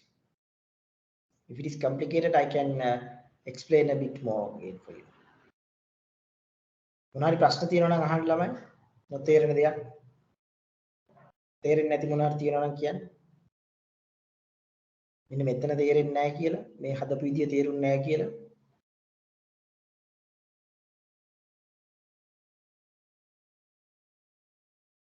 Anyone? Match එක බලනවද කට්ටිය? නෑ නේද? Boys, please raise your hands. ඉන්නව නේද? No, sir. ඉන්නව නේද? ඉන්න Yes. ඉන්නව නේද? බුද්ධික ඉන්නවද? ඉන්නවා සර්. ඉන්නවනේ. right. හරි හරි. මැච් එක බලනවා කියලා මම මේ බැලුවේ. කොහොමද මැච් එකේ ලකුණු? තාම පටන් ගත්තේ නැහැ. මම නම් මැච් බලන්නේ නැහැ, sir. තාම නැද්ද පටන් ගත්තේ? නෑ. දැන් වෙලාව ඇති නේද? අපි ආප් පටන් ගත්ත වෙලාවේ මේ ලංකාවට ගහන්න මේ සිම්බාබ්වේ කට්ටිය ඉවරනේ. ආයෙ කට්ටිය ඉවරයි. ඉවරේ මම මම වාඩි වුණ එක ඉවර වෙන එක බලලා තමයි. right හරි ඉන්නවනේ කරගෙන යන්න මොන හරි නොතේරෙන දේක් තියෙනවා නම් අහන්න ළමයි මේ පොඩ්ඩක් complicated වෙන්න පුළුවන් දැන් මේ කතා කරන ටික මොනවද මේ object හැදෙන්නේ මොනවද මේ කියලා අහන්න language එක issue එක කරගන්න එපා හරි මම ඉංග්‍රීසි වලින් කරගෙන යන්න ඔයගලන්ට තේරෙන්නේ නැත්නම් මට සිංහලෙන් කියලා දෙන්න පුළුවන් right issue එකක් නෑ ඒක language එක බාධාවක් කරගන්න එපා මේ ඉගෙන ගන්න හැටියට right now what we have done here is like we have defined a specific class and we have added a space. It automatically gives us thank you, right?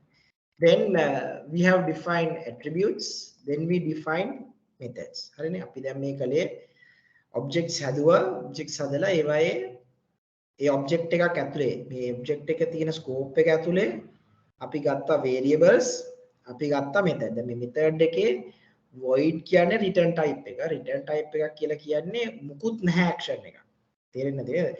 මෙතන action එකක් නෑ. මම action එකක් තියෙන එකක් වෙනම කියන්නම්. එතකොට ඔන්නට තව චුට්ටක් පැහැදිලි වෙයි මොකද්ද කියලා. මේ return type එකක් නැහැ. plus මේ තියෙන්නේ method එකේ නම මෙතන තියෙනවා parameters මම කතා කරනවා මේ parameters parameter list ඔය ටික ඔක්කොම කතා කරන්න. ඊට පස්සේ මේ තියෙන scope එක කියන එක. So that's the point that you need to understand. Very first thing, how to define an object, how to define a class, how to add attributes and how to add methods. That's all we have discussed up to now. Now we will discuss a bit more related to this discussion, right? So we'll take to the next level. Now I want to do an action. What's the action that I want to do? I want to print I want to print crushed. I want to print crushed. How to print it? Now, if the program is running in here in the main inside the main class in the sense the method that we have public static void main. This is the main method, and inside this scope everything starts. So if you add a system.out.println in here inside this scope, you don't want to bother, it's automatically running. We have this experience very well. We don't want to bother at all. The circumstance of the problem is how to jump into box, because I can't run box because there's no main method. If there's no main method means you can't do anything. You can't do anything. Box means we can't do anything. That's the case that you need to understand. We can't do anything to this one, right? We can't do anything to this one, and in the other hand we can't perform any additional operation because it's blocked. We don't know how to start. That's the issue. Now we have to solve this issue somehow. To solve this issue, we have a mechanism. The mechanism is we have what we call a reference variable. Right? We have a reference variable. What happens in this reference variable? What states this reference variable? You are the person who is going to access to the class. Now this is the door. This is the door. Right? Door means once you call to B, you are calling to box class. Think like this. That means B goes to think. What I'm thinking is like this. B goes to box. B goes to box. Box is checking where the box.java file is. Then I'm finding this box.java file. Then I have access to this scope. Whatever the stuff within this scope should be executable now. Right? Whatever the stuff is within this scope, it should be executable. The problem that we can't define system.out.println in this scope is there's no main method. See, it gives an error. I don't know who you are. You can't do this one. You got it? To solve that problem, that's why I have added a method. So you can't add an action all of a sudden inside an object or a class. Now it's like I'm speaking in very high level object or a class or whatever thing, just box.jar file, right? Box.jar file. So what happens in here? This box needs to access. Now we have a mechanism called reference variable, which is reference variable is B box. B box is box. Right now we can access. How to go to this crush? How to go to this crush? I have a method called B dot. Once I click dot, now you could be able to see some of suggestions are in here. Color, height, crush. These are blue color and these are green color. Can you see? And you can see these two triangles are different than this one because this is a method and these two are variables. They help us. This IDE, this Eclipse helps us a lot to understand what we can do inside box. Think there are 25,000 methods. All the methods are listed in here. Usually not, don't worry. Right? Everything is listed in here. It automatically happens for us. It automatically gives us easy for us. So what we can do? We want to access to this crush method, because if we access to this crush method, I am pretty sure it would start execution whatever the stuff inside in here. So what we can do, B dot crush. B dot crush. Now we'll see again. Now what happens in here? B, this is B. B is this one. B calls to box. B calls box. Box tries to access to the box class. Will access to the box class. Okay, I have access to the box class. I'm finding crush method. Do you have crush method inside the box Java. Do you have crush method? Line 3, no, 4, 5, 6, 7, 8, 9, 10. Oh, I found crush method. I found crush method. I can access inside this crush method. So I can give an output system.out.println crushed. Oh, output as crushed. I'll execute this one. Perfect. It's crushed. Got it? What we have done, we have called to the method. This is calling to a method. I have called to the method crush. After calling to this method, this is the scientific word, like the terminology that we use. I have called to the method crush. So after calling to the crush method, it was able to access to inside, then it goes to inside, then executes the program carefully without any problem. If we define another method, void cut, how to define this out, cut, how to print cut, I have to do b dot cut. See, b dot automatically it gives cut. Helps us a lot. As I execute this cut, it will be print cut. Now, why we are doing this kind of a work? Modularity, modularization, make the program easy to read, or divide it to small chunks that's specified for something. As an example, we categorize box, whatever the attributes, whatever the behavior, whatever the actions that you are doing, make sure to put inside the box. Make sure to put inside the box. Unless everything is in here, now it's almost 80 lines are gone. The program will extremely lengthy, and it might be a big hassle at the end of the day. We are unable to understand what happens, how it goes in here and there. So Java, C#, and almost all the programming, object-oriented programming languages provide an opportunity for us to well-structured program. It's a well-structured, right? Well-structured. This is easy to manage. It's like your, what do you call it? Your cupboard or whatever, your place that you keep your almirah or something, your dresses, books, well organized. Not for boys, I know, right? Boys, we put all the things into one place and we pull out the required dress. That's a scenario. Right? It's not well organized. Obviously, we can't keep it well organized. For some reason, I don't know.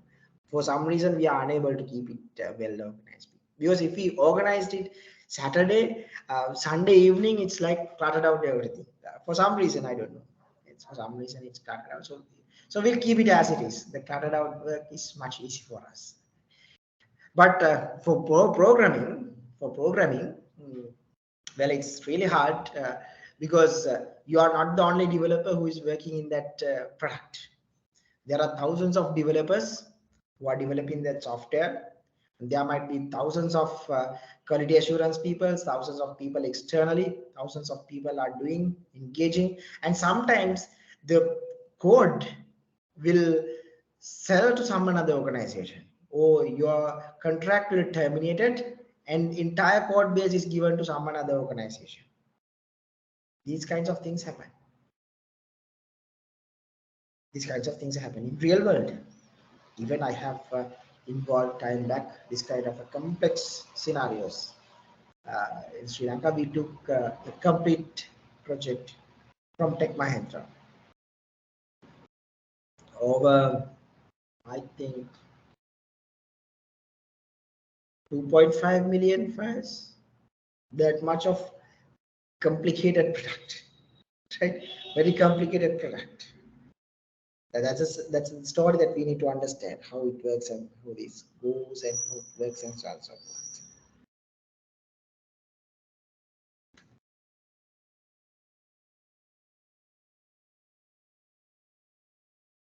Now, if you want to create a method, another method inside man, you have another option too. How? See, inside my man, I'll open my man. There's nothing. Even I close it. Now what is it?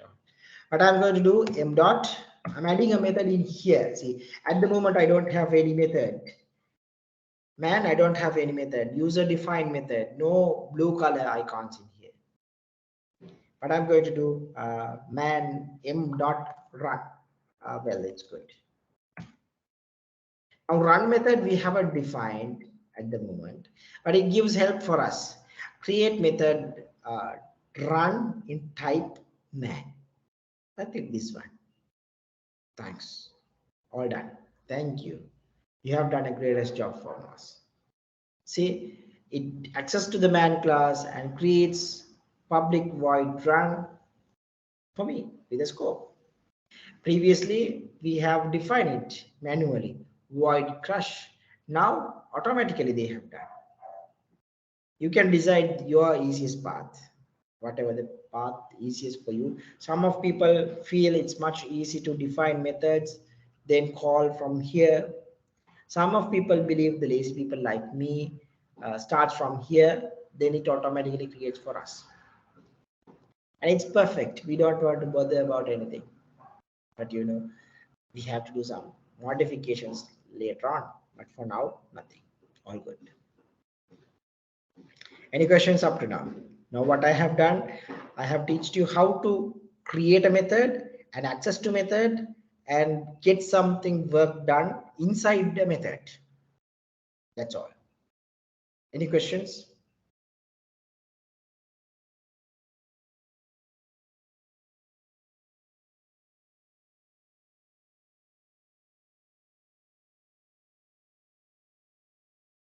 All good? Right.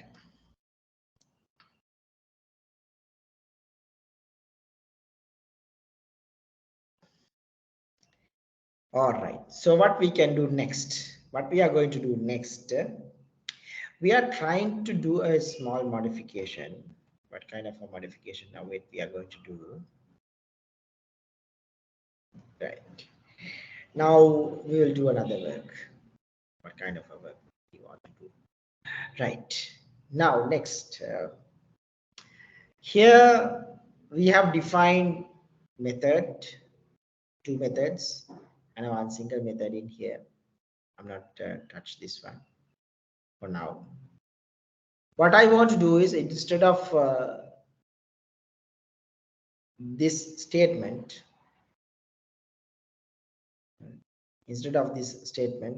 I want to add a variable in here. Right.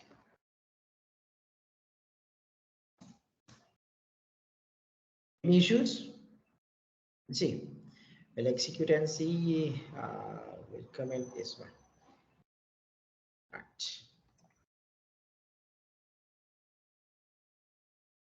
Well, no issues. What happens here? We have defined a variable in here. We have defined a method in here. This is my method. B.crush. B goes to here. It goes to box and it goes to here. And this is the crush method. Inside the crush method, we have system.out.println. Inside the system.out.println, we have height, which is this one, 1.2. That's how this 1.2 generated. Clear? Clear? All good? Right, then we'll do an activity. You create a new class. The name of class is yours name. The name of the class is yours name. Tilina, Dilshan, Buddhika, right? Pramudita. You can add your name as the class name. Then add a string variable. Sorry, add an integer, your age. Then create a method called showAge. ShowAge. Method name is showAge. Once from the main method, it should be accessible like this. Then once you execute the program, it should be represent or show your age. Clear? The requirement is clear or not?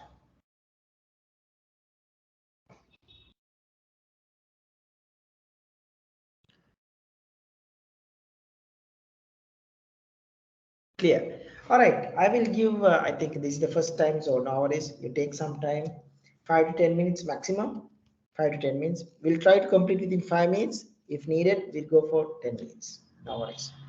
First few programs might be a little bit like hard to understand all of these XYZ things. Right. Once you complete it, take a snap and share it with me quickly.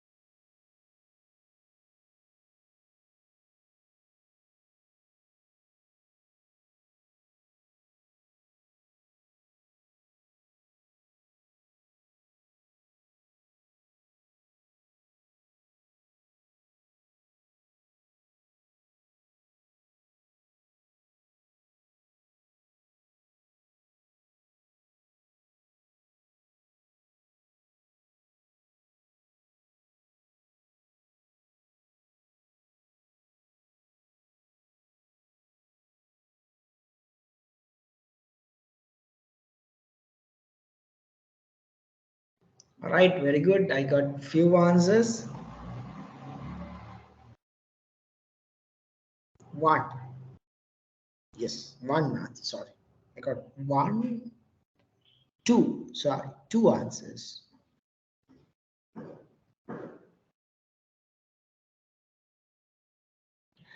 Who is this Thilina? Thilina, there's Thilina. Thilina, Thilina, what you need to do is you need to create another class file and you need to program it in there. Don't practice this one.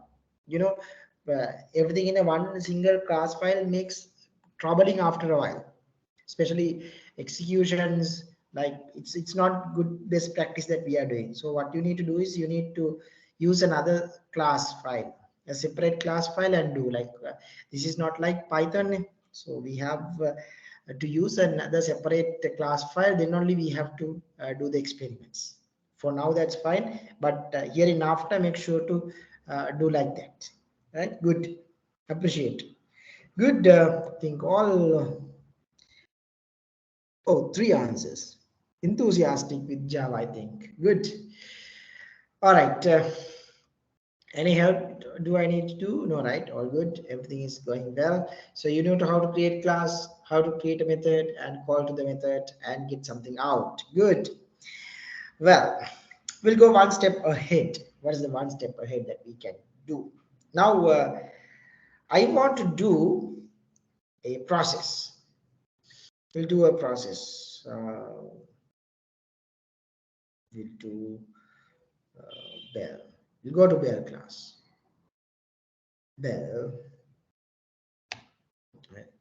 Bell. K dot get rings.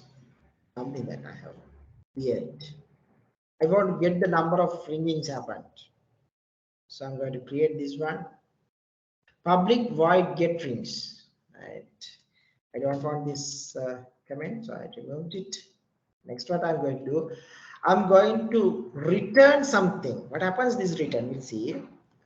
Now this is void, as I told you. Void means something not get out from this method. That means from this scope, starting from here into here, program executes, then terminates. That's all.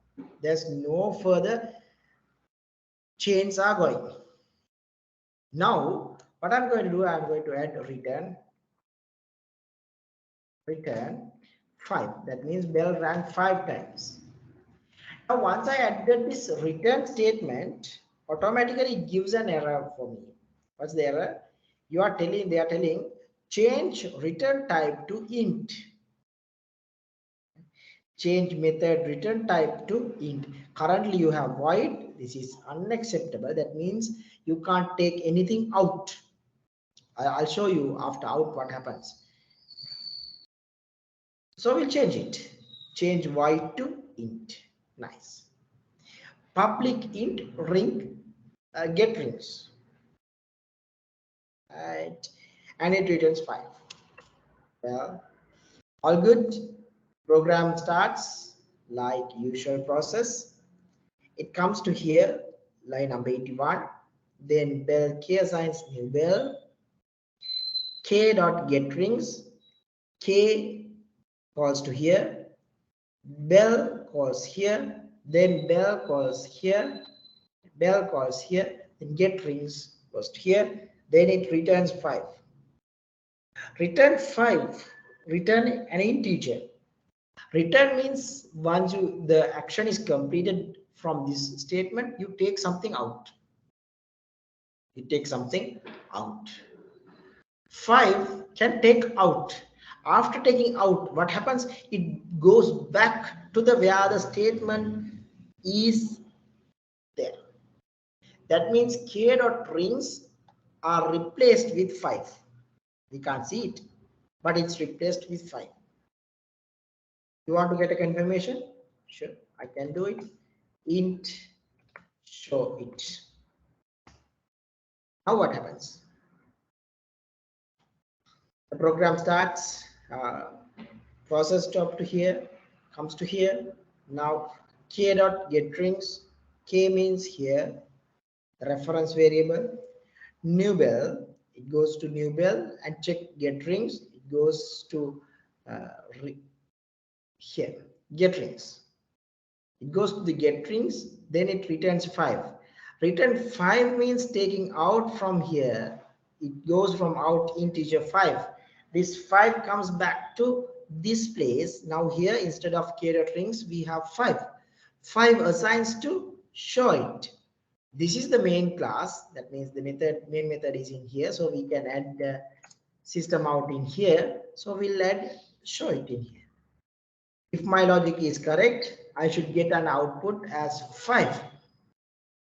See, I don't have system.out.println in here, system out in here. Instead of, I'm directly calling from here. We'll execute and see what happens. Perfect. The who defines this 1.2? I don't want this 1.2. There is 1.2. Right. I don't want this 1.2. Right. We'll execute again. It's perfectly fine. See, 5. If it is 50, after execution, 50. See, it's a big advantage, right? All the processing activities happen in another class, and after completion, it comes to here. For example, think we'll get an example in here. Int x equals to 10, 12, something. Int y is 45, something. We can get int sum x plus y. Right, I'm going to return sum. Nice. See, the program starts, executes, and take this calculation. It returns sum. The main method, the main class have no idea. There's no idea what are x and y. Don't know what happens even inside this method. No idea at all. Got it? It's that clear. It's totally hidden. We don't know what happens in here. So return sum. It returns sum. Somehow after the calculation, it returns the final value that we want. So eventually it assigns to this show it, and we'll get the final value here. 57, we check. 12 plus 45, 12 plus 45 assigns to sum. Sum in the return statement, it goes out and it comes to here, and it comes to here, then it assigns to here, then it shows the value as show it. This is 57 is the final value.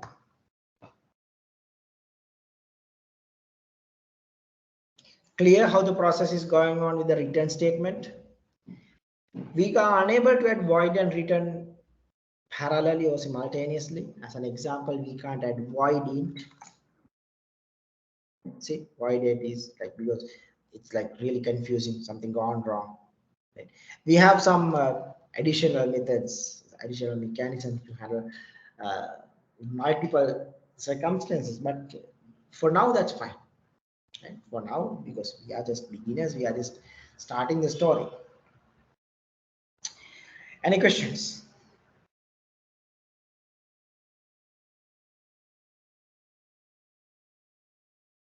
Any questions? No. Very good. Right. And now we know how to process something and get it done. Right. We know how to process and get something done. Let us do a step ahead. What is the step ahead that we can do? We can add an input to the system. How? What is this? Input and add something. Confusing. No worries, no worries. I'll tell you. Now what I want to do, inside this bell class, I have a method called getRings. I have manually defined x and y and do the calculation in here. Think I don't want to define it in here. Instead of that, I want to take input from the user or something for some reason, right? Think the values are here. Then I want to send the values. I want to send the values from the main class to bell class. Get it? I want to send the values from main class to bell class. Then you do the math and all the calculations and stuff. Then finally give me the value. Then I can print it. Got it? What I'm going to do, I'm going to send values. Now I know how to get values, but I don't know how to send values to a class. To send values to a class, we have a mechanism called parameters. Parameters. Different fancy names might be there in different places, but usually the common name is parameters. How to define these parameters? It's easy. All you need to do is you need to add the values that you need to send. 12, 23. That's it. These are the two will add as single value. This is a value that I want to send it to get rings. We'll assume multiplied by 2 something. Easily. So what we want to do, I want to send 12 and multiplied by 2 from here, then get the value to here. 12. 12 multiplied by 2, 24. So the final result should be 24.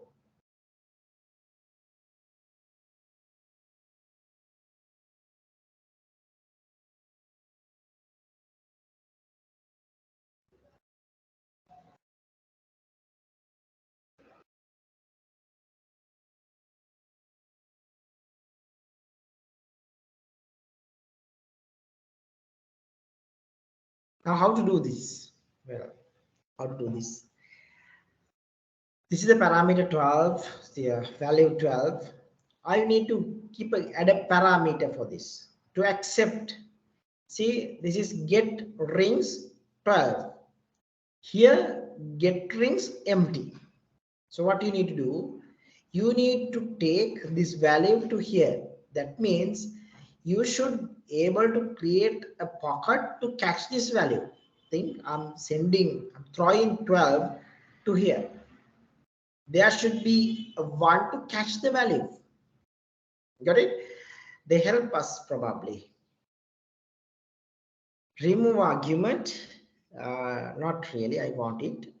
Change method, get rings, add parameter int. Okay, thank you. They're telling help for us, create a method, get ring, add parameter. Sorry, change method. You just change the method, get ring, add parameter int. You click this one. Oh, boom. Automatically, it gives help pass for me.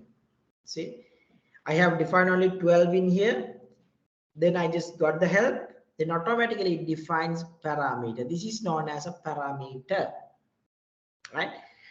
They define int I. Now, just tell me, what is the value of I? What is the value of I? So you are happy to start. Sorry? 12. 12. Perfect. Right? Perfect. 12 is going to here. 12 is going to here. So instead of x, now I need to modify to I. Because I is the value that stores 12. So I multiplied by 2, then return, assign to sum, then return the sum, then sum value goes to the main method here, then it gives the final value in here. We'll execute this one. Perfect. Perfect. This is the parameter that I have defined. Furthermore, we can add a parameter list. Not a single parameter, multiple parameters we can add without any problem. Do we need to specify a specific data type? Not really.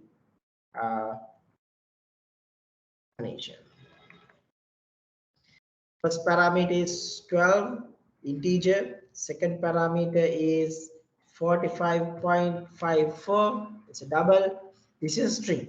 So 3 different types of parameters, values. I'm going to parameterize it. You'll see change method, add parameters, double and int. Click this one. Perfect. Int I double D string generated by IDE. We are in happy stage now. See, automatically helps us to match. Now keep in mind, if you change the order of the parameter, it won't accept. As an example, if you just change string as the first parameter, your program will get into a big trouble, because it should be one to one in the sense it's just take the first one. You can see it's separated with a comma. 12 is checking, it's an integer and it's trying to achieve integer in here, but unfortunately we don't have an integer. It's a string. So it's a string. So program gets into a trouble. Program has no idea what to do. Get confused. Get confused, right? Right. So to avoid that, make sure to add the exact same order as it is. Integer, double, string. Here also integer, double, and a string. Do whatever the modification in here. That's not a problem at all. Then you can get some output. Well, if you add a return statement, can't we do system.out.println here? Why not? We can. My name is string. White string. This is a simple S. You can see it's simple S. This string is this one. This string assigns where this value. This value assigns to this string. This value assigns to here. So I would be able to print my name is Manisha. And if you want to do a modification like multiplication, I and double, I change it to double. I have to change and also double because it's returning double. I multiplied by 2. Instead of 2, I'm going to add B. Well, any issues? Seems no. Here, any issues? Well, yes, there is an issue. What's the issue? They are telling something. Let's see. Type mismatch. Cannot convert from double to int. Oh, bad luck. I can't convert the type because this final value generates a double. Why? How I know? See, the calculation happens in here.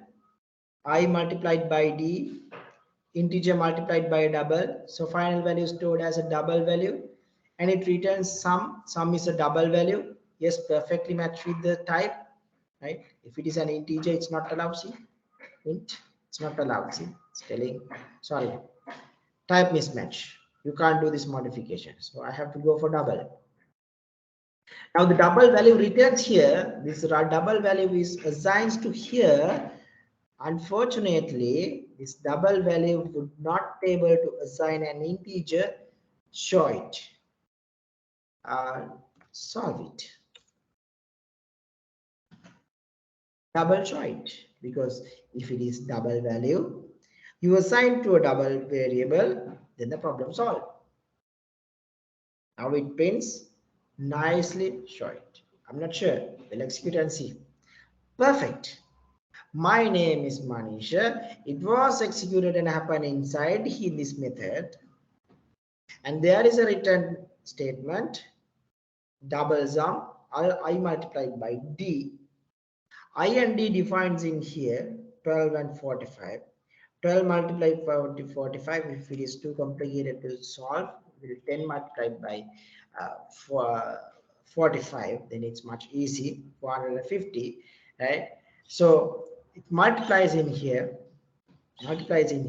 assigns to the sum, then it prints my name, it returns the sum as a double value, it comes here, again it goes to here,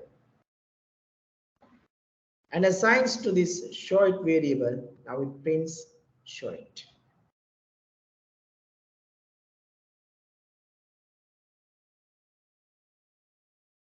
Clear? If I execute, the program would run. Now you know how to create a method, how to define parameter list, and add a return type.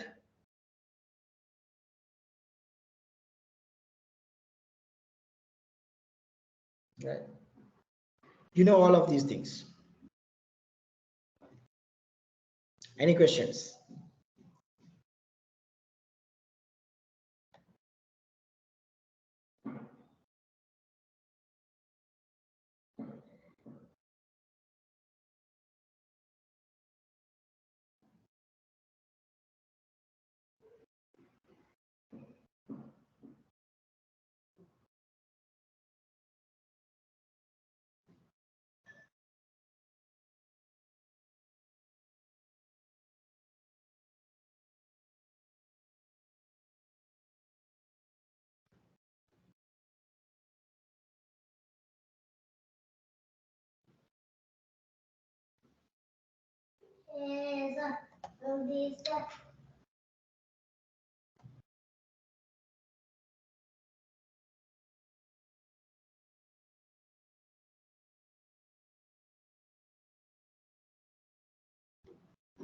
Any questions? All good?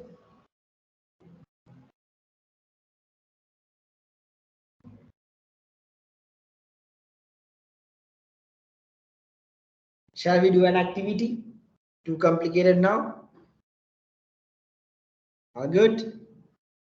Interested, keep Yes, sir. themselves in the right. All good. Right. Then we'll do a small activity. What you need to do now? You need to create. Now you have already created a class in your name, and create a method with parameters accepting age, method that accepting age, and make sure to add accepting age. Then what you need to do? Accepting age, subtract it -2. Then accept age and name. Then show your name in the subclass, and calculation in the main method. Right? Same thing that I have done. Small modification is subtract by 2 instead of multiplication of 2. I'll give around 5 to 10 minutes. Within 5 minutes, we'll try to complete it.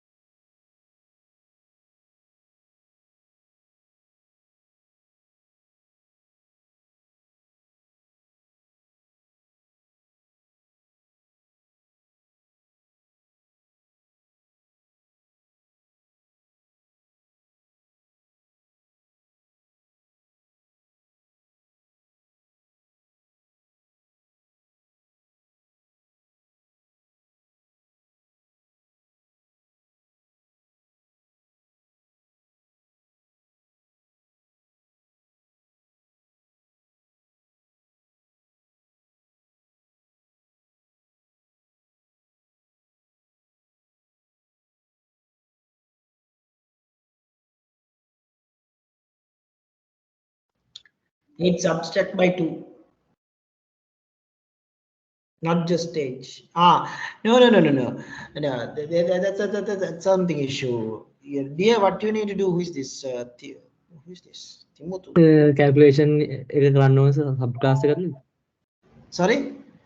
Sub class එකේ calculation එක කරන්න ඕන Oh, subclass එකේ තමයි calculation එක කරන්න ඕන. මට අයිඩියා එක අනිත් එකේ කියලා හරි හරි. ඒක calculation එක කළා එතනින් තමයි return එක දාන්නේ නේ. හරි ඕකේ හරි.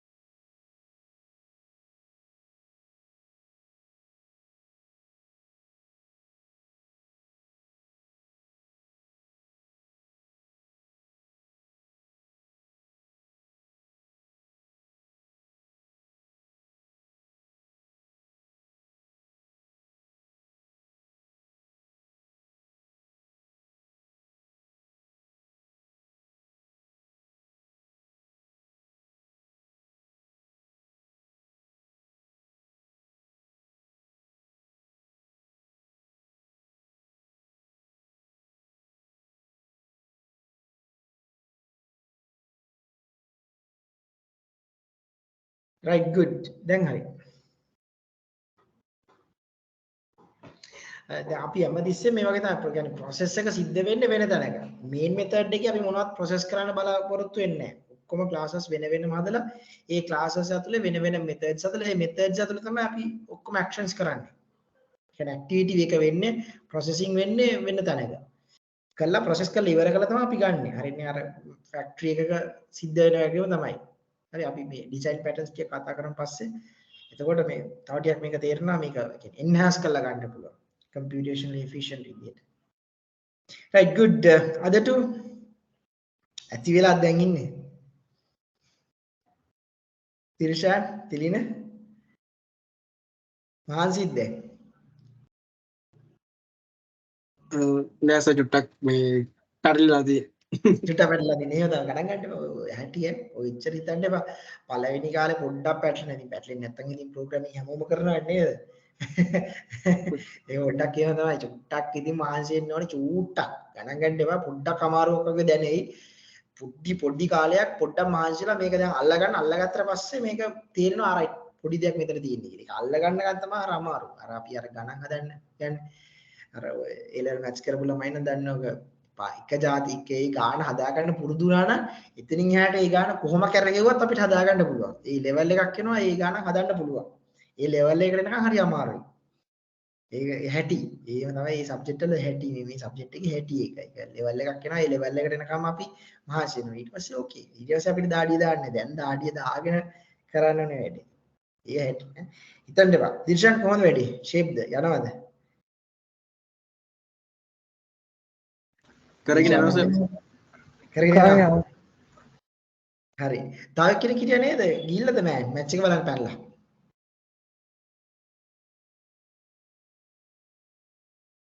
මැච් එක නම් කවදා බලන්න බැරිද ළමයි නේද?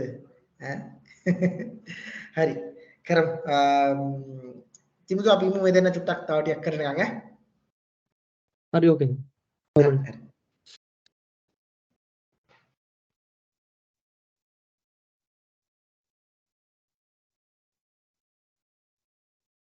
ඔයගලන්ට මේ ආන්සර් එකක් තියෙනවා නිකන් බලා ගන්න දිල්ෂාන්ටයි තිරින්ටයි නිකන් පොඩි ආන්සර් එකක් තියෙනවා මේ අපේ යාළුවෙක් කියපු ආන්සර් එකක් තියෙනවා බලා ගන්න පුළුවන් පොඩි මේ එක්සැම්පල් එකක් ඔය කොහොමද මේක කළේ කියලා. දැන් ක්ලාස් එක හදලා තියෙනවා. ක්ලාස් එක ඇතුලේ මේන් මෙතඩ් එක තියෙනවා.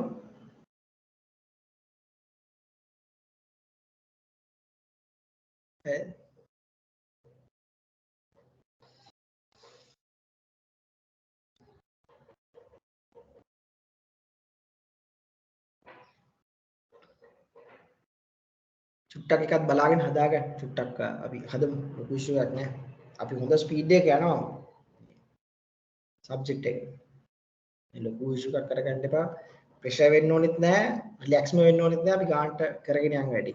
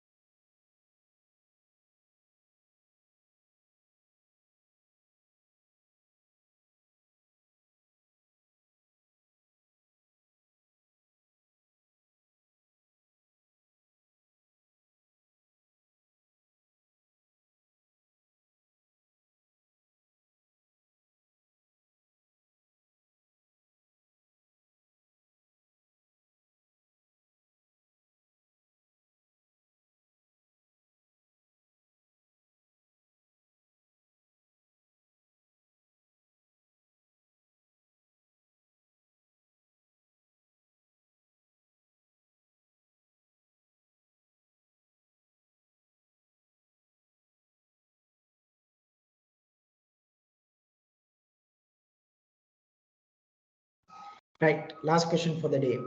තිලිනවා හිමිට කරගෙන යන්න මොනවා හරි මේ තේරෙන්නේ නැද්ද නැත් තිබුණොත් එහෙනම් මට කොල්ලක් දෙන්න. හරි ක්ලියර් කරගන්න ඕන නම් ඕකේ sir.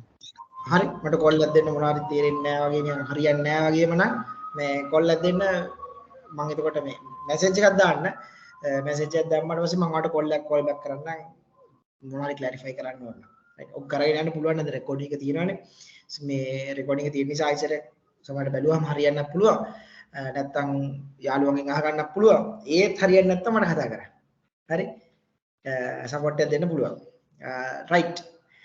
We'll do the last question. This is the last question for today. You need to write a program, Java program that takes an array of integers as input. Now, what you need to do, you need to take inputs and store the values in an integer array. Then you should calculate the values in some another place. So user values are accepting in the main class. Pass the values into another class called callit. Then do the processing, then return the values into the main class, then print it. All right. This is not something easy. All of a sudden you can't do. You might take around 10 to 15 minutes usually. Give a try and let me know if you are unable to do it. Start.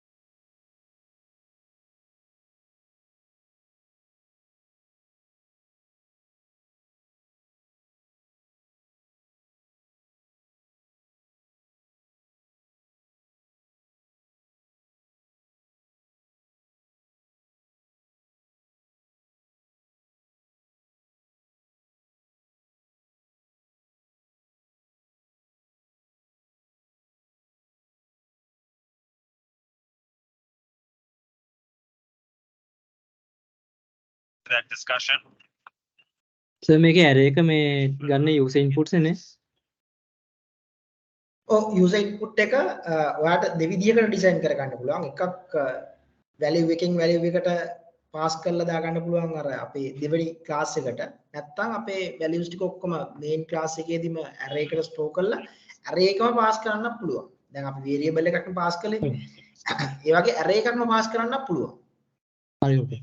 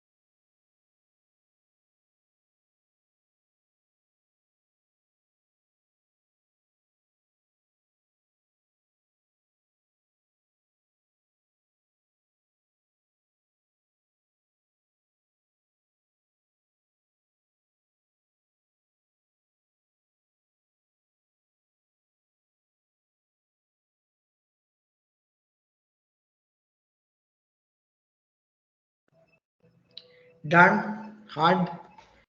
Sometimes it might be a bit complicated, a bit of complicated, but don't worry, right? චුට්ටක් ඕක අමාරු වගේ ඇති. ඒක ලොකුවට හිතන්න එපා ළමයි.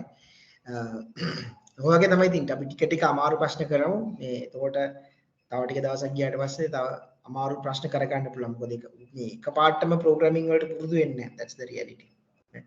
You have to spend a bit of time, a bit of effort. අපිට පොඩ්ඩක් දාඩිය දාගෙන වැඩ කරන්න ඕනේ. දැන් චුට්ටක් ඊට පස්සේ හරියනවා. මොකද මේ පොඩ්ඩක් try කරන්න අපි සාමාන්‍ය පොඩි web application එකකට යන්න. ඉතින් හරිම පොඩි කාලයක් තියෙන්නේ design patterns චුට්ටක් කතා කරන්නත් තියෙනවා ඔයගලන්ට. පොඩි web application එකකට කතා කරන්නත් තියෙනවා. ඒකට මේ core concepts කතා කරන්න තියෙන කාලේ හරි පොඩි. සමහරවිට මගේ වේගය වැඩිද මන් දන්නේ නැහැ. මම හිතනවා මම යන ෆේස් එක shape ඇති කියලා. try කරන්න තා program ලියන්න පුළුවන් තරම් මේ ඔය ඕන තරම් තියෙනවා online website ඔය Java exercises තියෙන ඒවා අරගෙන පුළුවන් තරම් course කරන්න. exercises ම පුළුවන් තරම් කරන්න. do as much as exercises that you can do. පුළුවන් තරම් exercise කරන්න. ඒකට තමයි මේක හොඳට තේරෙන්නේ. හොඳට මේ robust විදිහට කරගෙන යන්න පුළුවන් වෙන්නේ. Right? So no worries. Once you completed, you can share the answer with me. You can drop an email to me or send a message in Telegram. I'll review your answer, and if there's something that I need to give a feedback, I'm happy to give the feedback to you. Right? Then නැගිටින්න එපා match එක බලන්න එකපාරටම. මේ ඔක ඉවරයක් කළා match එක බලන්න නැගිටින්න. Right? So that's all for today. Next week we'll meet again then. Before that, any questions? I don't think so. I have pressed a bit today, but don't get upset, right? All right then, guys. We'll meet there next week. Okay, thank you. Have a nice day. Bye bye. Bye. Bye. Thank you.